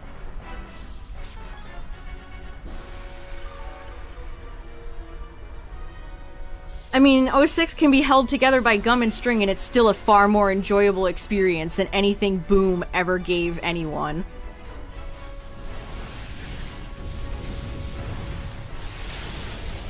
Oh, Barbaracle. Barbaracle versus Kartana. Name a worse matchup.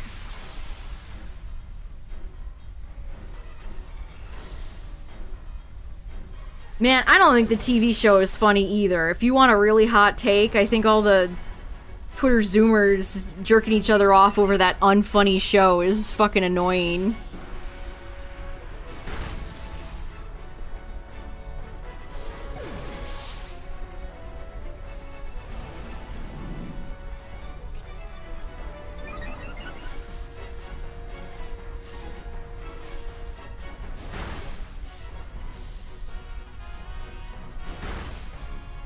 Yeah, but Sonic 06 took itself seriously. The last Sonic game I feel like that ever did until Frontiers.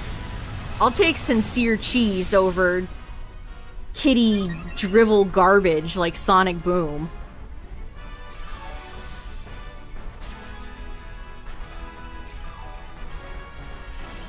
'06 has way more personality. That is very true.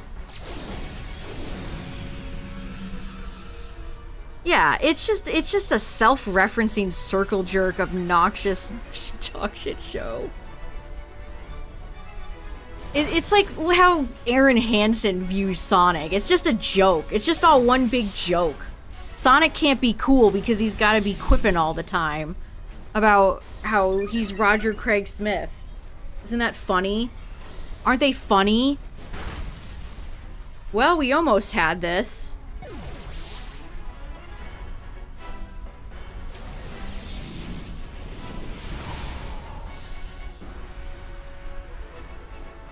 The NPC Pokemon were really bad.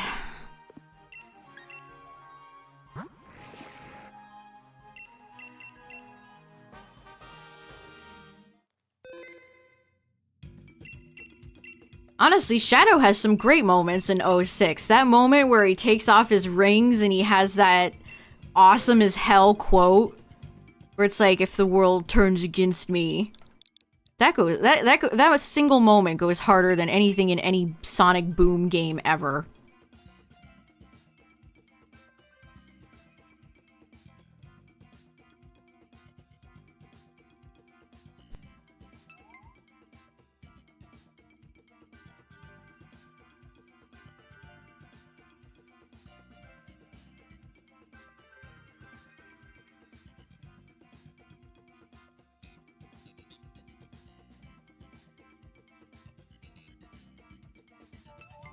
I just looked up the quote. If the world chooses to become my enemy, I will fight like I always have. Hard as hell. That's my goat. You think any lines that cool come from Sonic Boom? No. No. Yeah, go for it. These are open to everybody. And then he takes off his power rings and he like goes through all the Mephiles copies. Peak.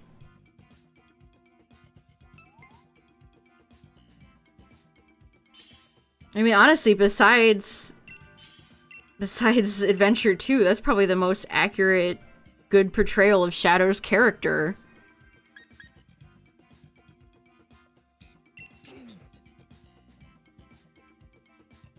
Because in Boom, he's just another bland enemy that they put in there because Shadow's marketable.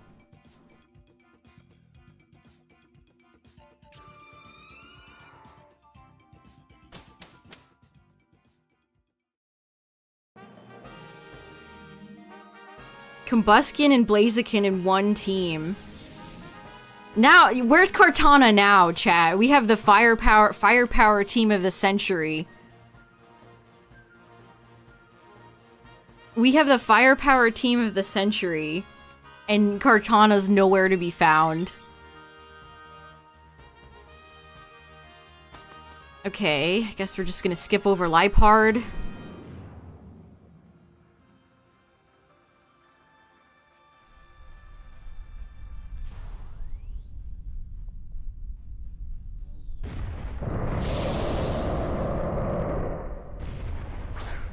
Surely this Pokemon will help us fight a psychic type.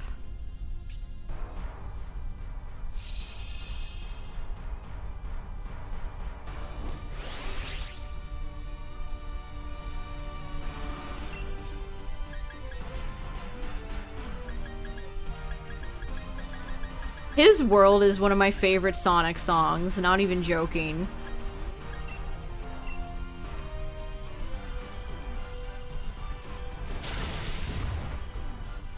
The event raids now, we know what they're doing. They posted a massive schedule today. I posted it in Discord. But I'll reiterate if y'all haven't seen it. So starting on July 12th to the 26th, chat. Pikachu raid, and then Pichu, Pikachu, Mimikyu, Raichu, Alolan Raichu. And that goes until the 26th. And then the 26th of June to August 8th is a Dondozo raid with Tatsugiri as the outbreaks.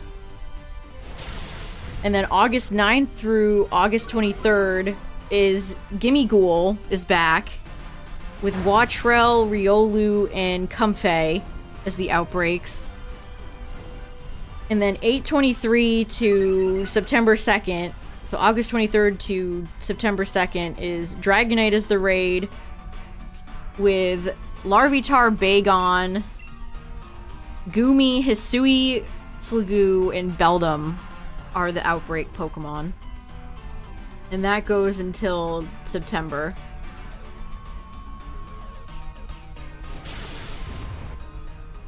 So there you go. I don't really need any of those, shiny. Not really jazzed about a Dondozo raid. I mean, Gimmighoul coming back is kind of neat, I guess.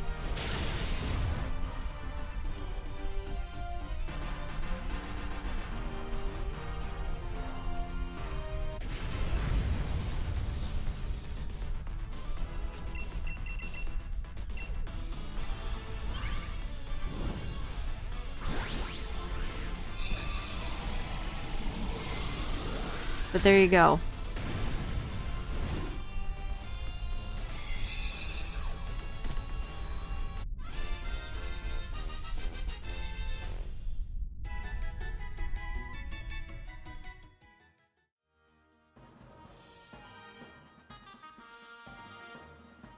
Well, they're lasting a long time this time, so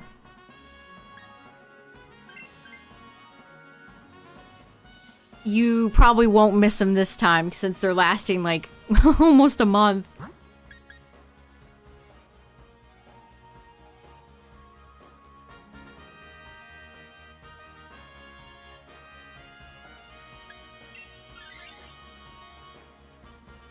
Are we just purposely choosing worse routes to go? Abomasnow would have went up in flames in 5 seconds.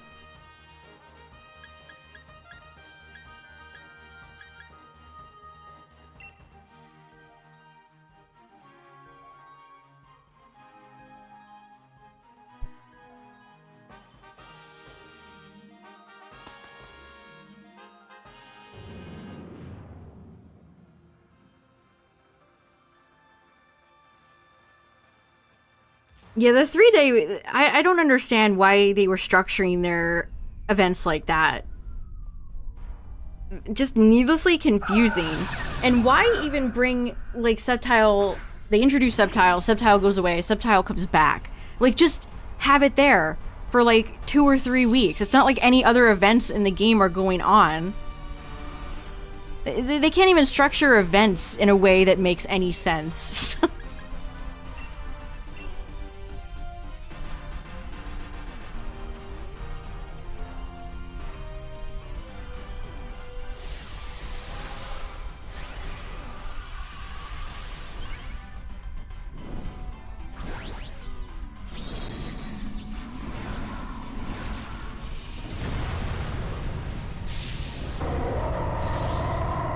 And again, if any of y'all can figure out why, if any of y'all can figure out what Watrel, Riolu, and Comfey have to do with each other, besides Comfey... Comfey, this is during Worlds, which is in Hawaii, so that's the only connection I can make. I don't know why Riolu and Watrel are there.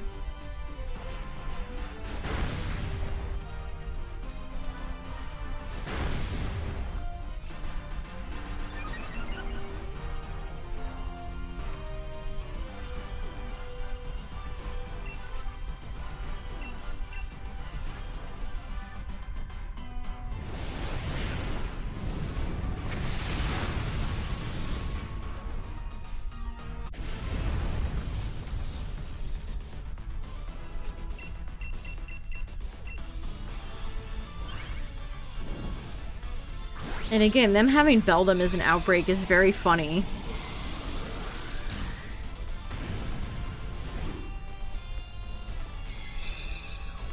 And Gimme Ghoul is the raid that's happening during Worlds.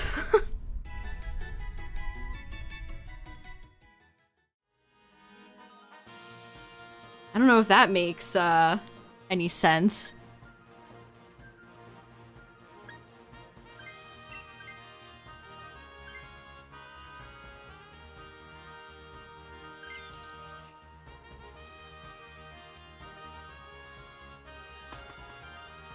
Gimme ghoul, gimme ghoul.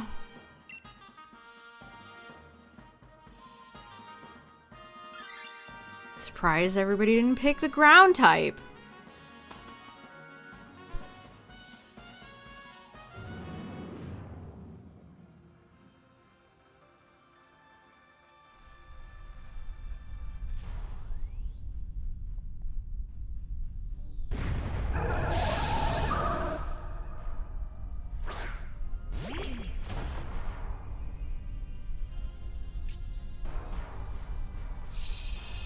Persian is such a boring,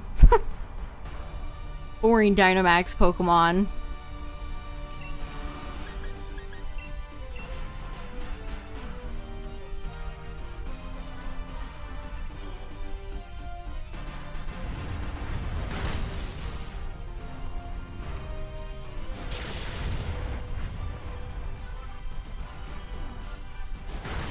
The shadow levels are exclusive to him. I assume they will be. I don't know.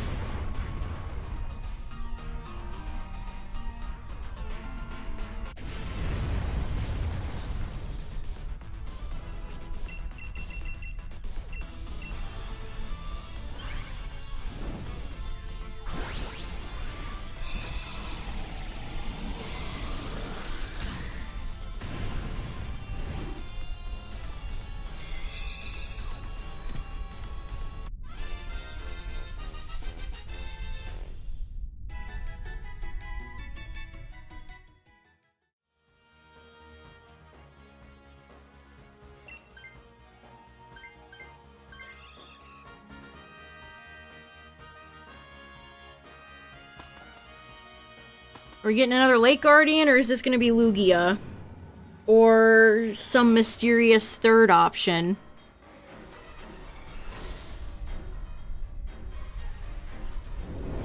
It's Lugia. A Lug.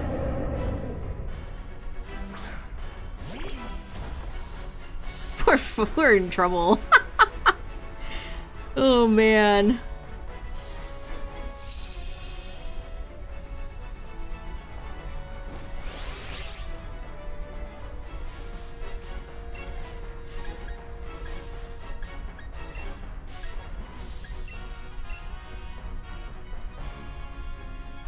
Unless odds are like 1 out of 50. The thing for Gimme Ghoul is you gotta find somebody hosting. If you can find somebody hosting a shiny Gimme Ghoul, that's the way you gotta do it.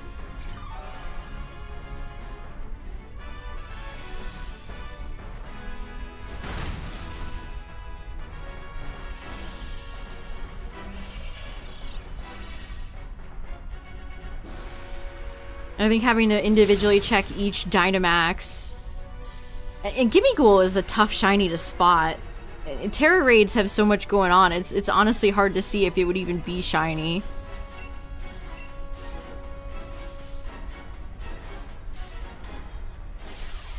No, I don't.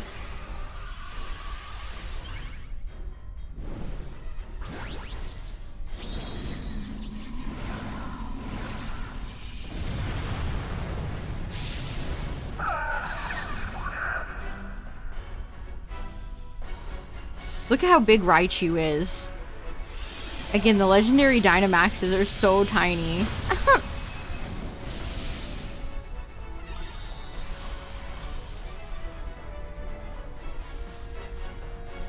Torkoal's such a cool Pokemon.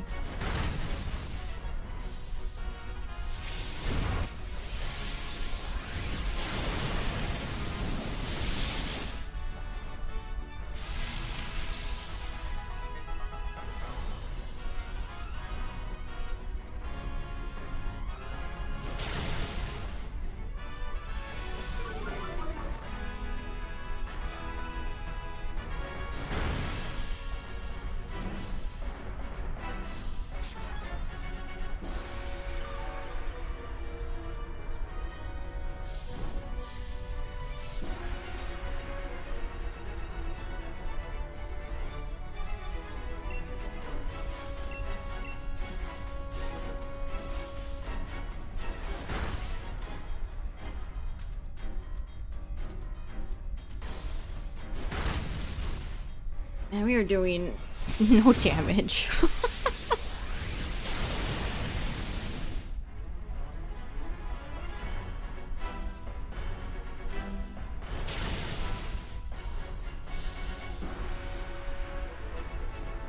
Lugia avoided the attack. Okay.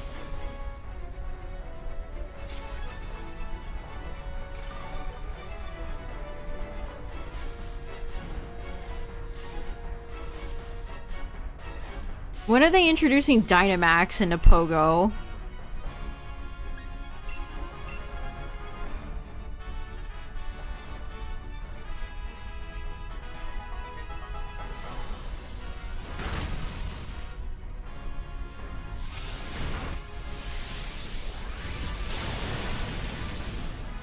Oh, we did it. GG.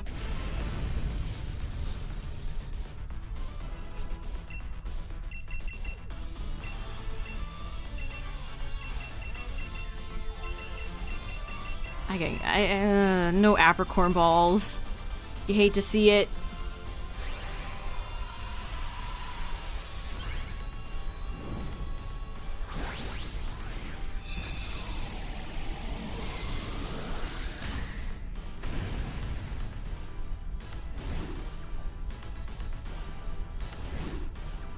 Yeah, I remember many Go Fests where there were lots of problems. Just hashtag just Niantic things. Alright, nope. Nope. No. No. Had to double check Persian.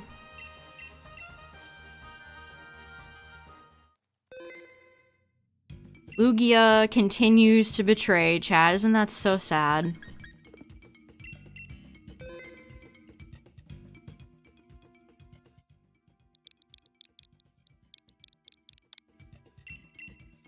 We'll do a few more, chat. We've had decent runs, at least. Well, for the most part. The Kartana and Zygarde runs aside.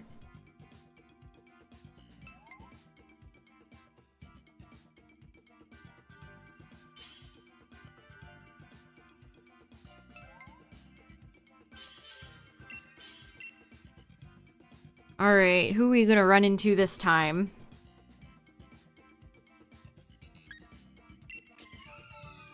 Decent choices.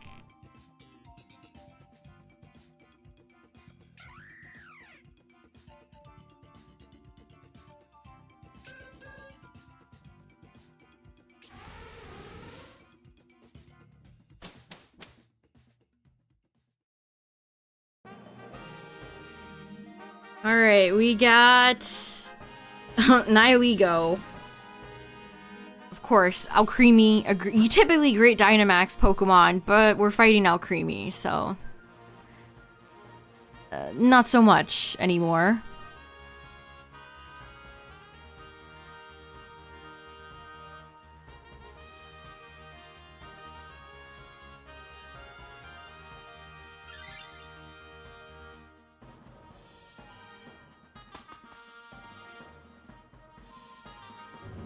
It's way too early to throw in the towel yet? What do you mean?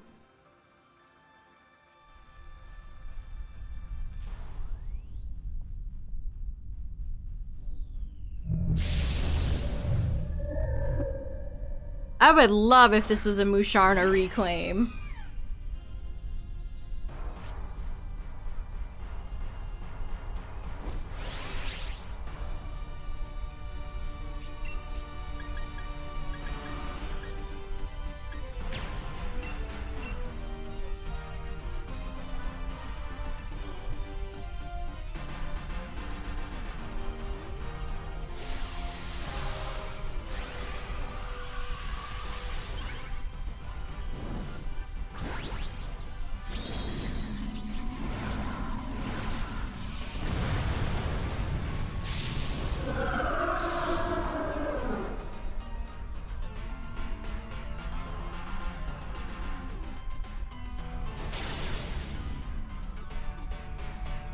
That elephant is an ugly Pokemon.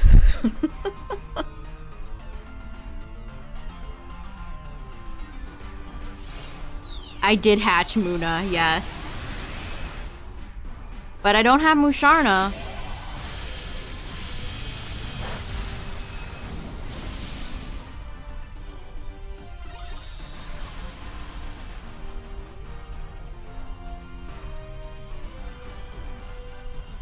Nihilego is rock poison.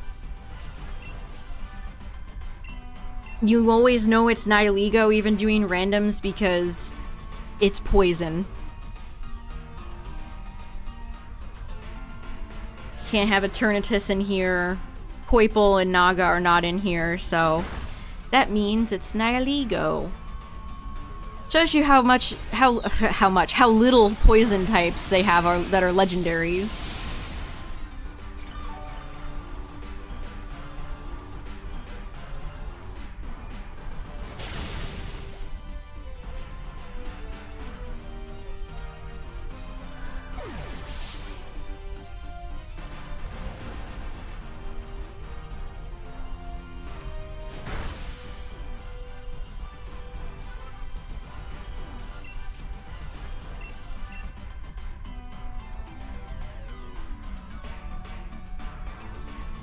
I would actually be curious to see how much daily users Pogo brings in. I'm sure they've bled a lot. Like, they probably still have a pretty consistent player base, but I know it's not as big as it was years ago.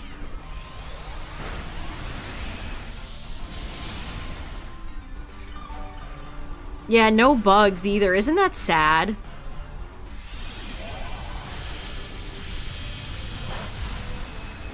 I don't know why Poipole is treated as some sort of special Ultra Beast. It's very annoying.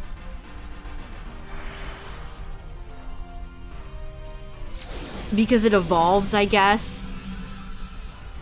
I mean, Cosmog is still locked. None of us can shiny hunt Cosmog. Probably because it evolves and they don't know what to do with it.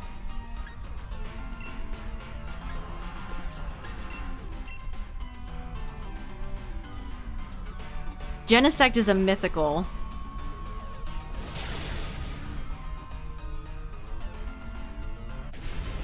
I wish if Mythicals were in here, Dynamax Adventures would be undisputed GOAT King Champion of the world. If I could get Victini and Mew and Genesect and Deoxys from this, woohoo! Man. Somebody post that, like, Utopia Society picture. Quote it with, Society, if you were able to shiny hunt the Mythicals in Dynamax Adventures. That would truly be the best. Yeah, Cubfu is locked. It shouldn't have been locked. Why did they lock it in Scarlet and Violet and Urshifu?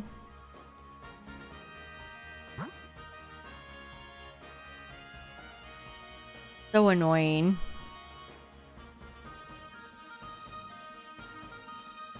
I mean, Hatterene would be great, but it's also part fairy.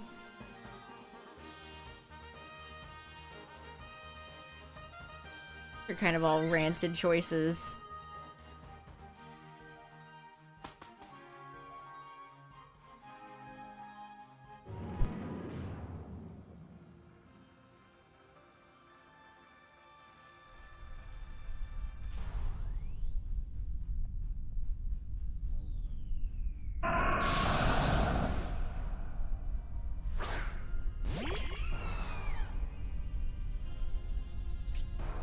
I love Ivysaur. Great middle evolution.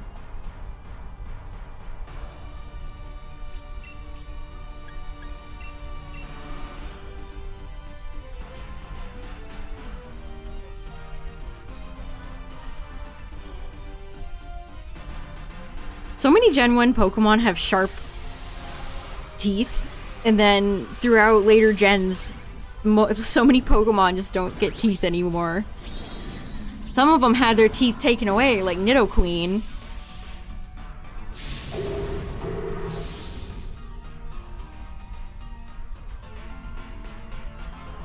Not to just hit us with a boom, boom.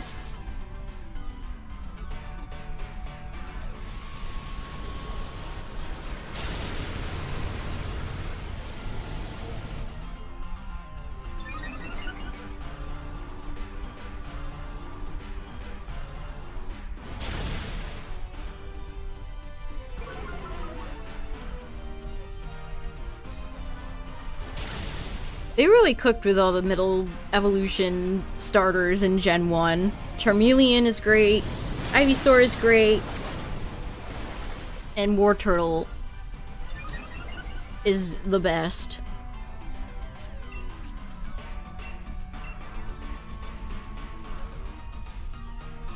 Man, I'm part fairy, but... Or, I mean, Alcremie is fairy, but Ivysaur is not going to be great against Nihilego. There was a fighting type ahead. We have a few weaknesses to Nihilego right now.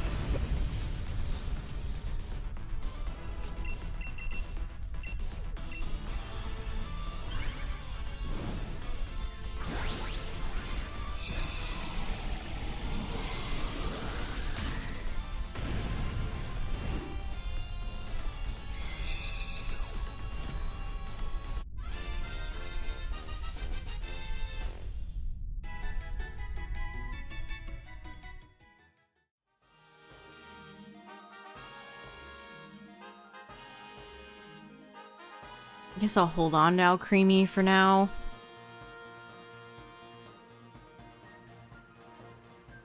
I don't know. Sometimes Dynamax puts you in a weird choice where it's like, you could go either way. You could go either way with this.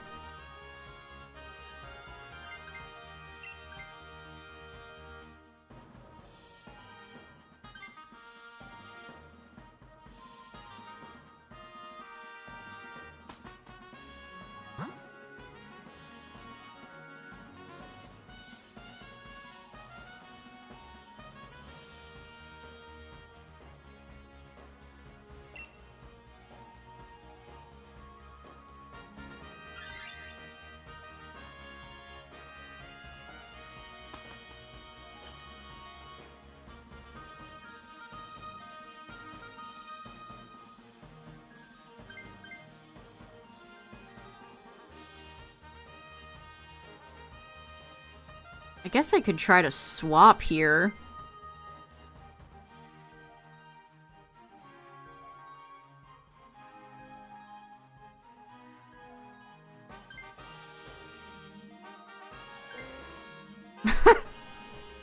I mean, sure. Well, Pelipper's part flying, which is unfortunate for a rock Pokemon, but I guess it could have been worse.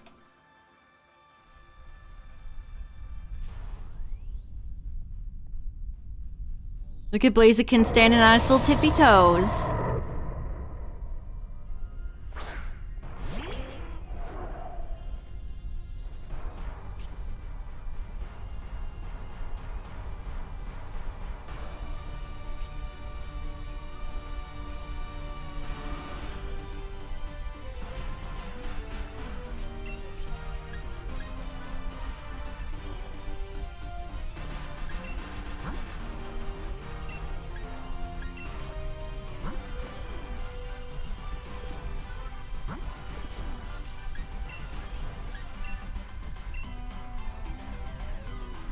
Blaziken's such a cool Pokemon. I can't believe some of y'all don't like Blaziken.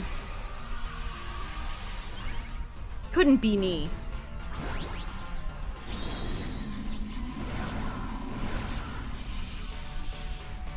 The Mushy is here.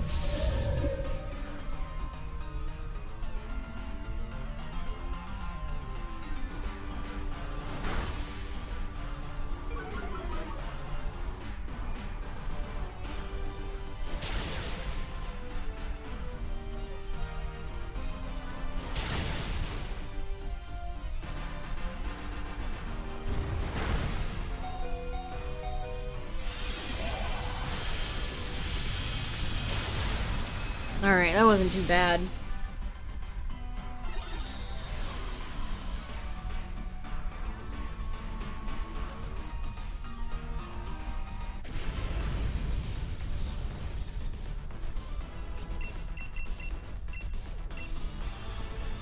If I got another Blaziken, this would be my second or third shiny Blaziken, if this was shiny.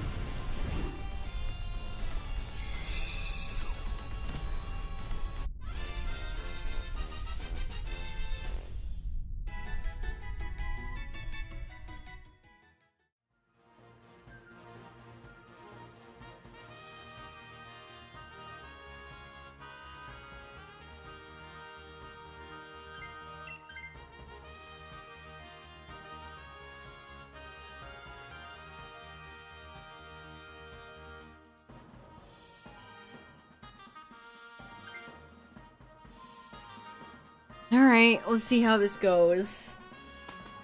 At least we get an item. Bare minimum.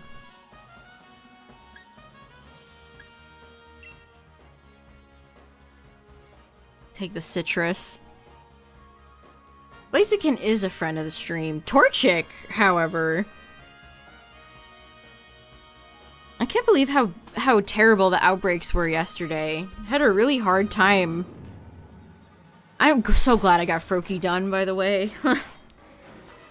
Getting Frogadier shiny. Perfect. Okay, that was a long black screen. Are we good, game?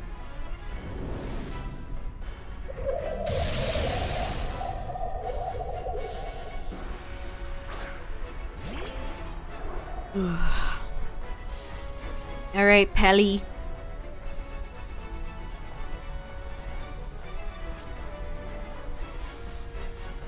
Sludge Wave was revealed. Wow.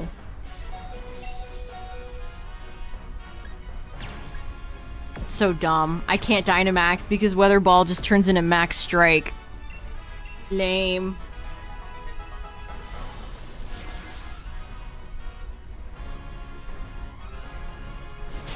It's swangin'. There's a crit on Musharna.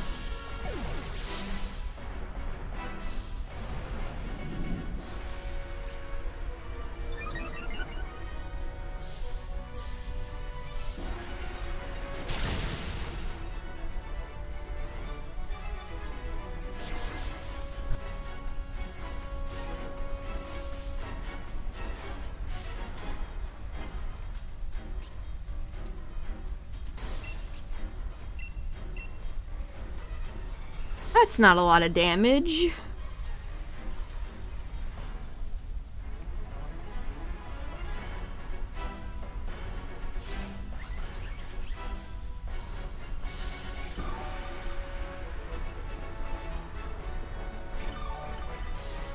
Nihiligo's outer tentacle things remind me so much of those things you'd get from like a museum gift shop that were like a tube with glittery liquid in it that you could like put your finger in.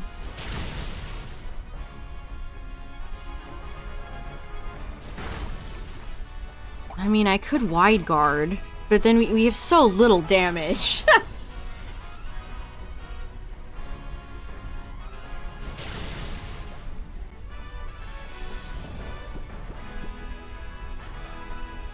I mean, that's good. Take a snooze.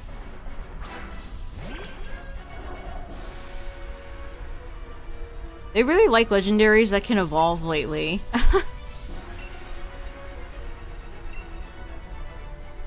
Like Cosmog into Cubfu. They really they were really liking that idea of little tiny guy evolves into big strong guy for legendaries.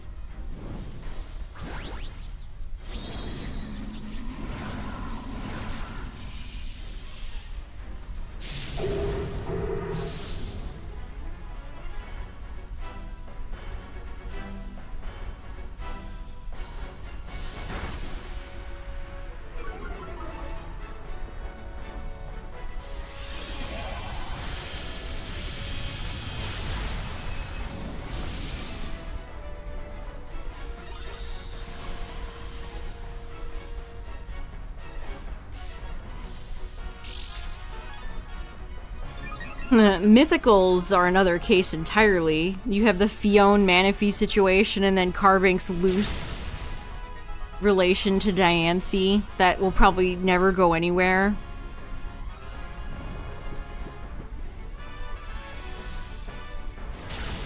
Oh, that was a good hit. GG.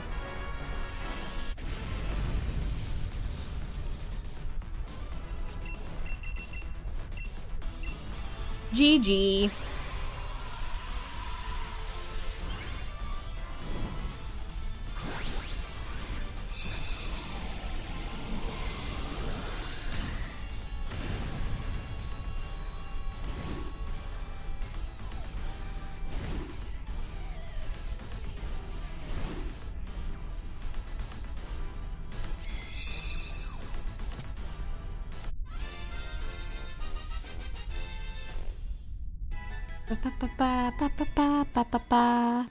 Nope.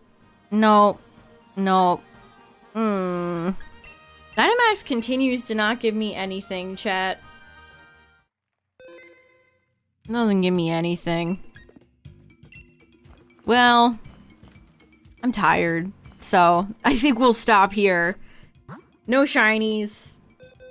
We had some pretty decent runs, but no shinies. What can you do? What can you do? No shinies. Axolotl God. Axolotl God. That is a great name. Oh, there's PokemonFans.com. Pokemon Axolotl God. Yeah, I'm tired, chat, so we'll do Dynamax again. Since this session didn't tilt me off the face of the planet, so we'll do another one soon. But yeah, thanks for chilling, chat. Thanks for the raids. I appreciate it. Shout out to the YouTube viewers, the VOD watchers. I appreciate you all. And yeah, we'll be back next week. Next week is when the Pikachu outbreak starts, so we'll do that on Thursday. But yeah, have a good night, everybody. Thanks for hanging out. Bye!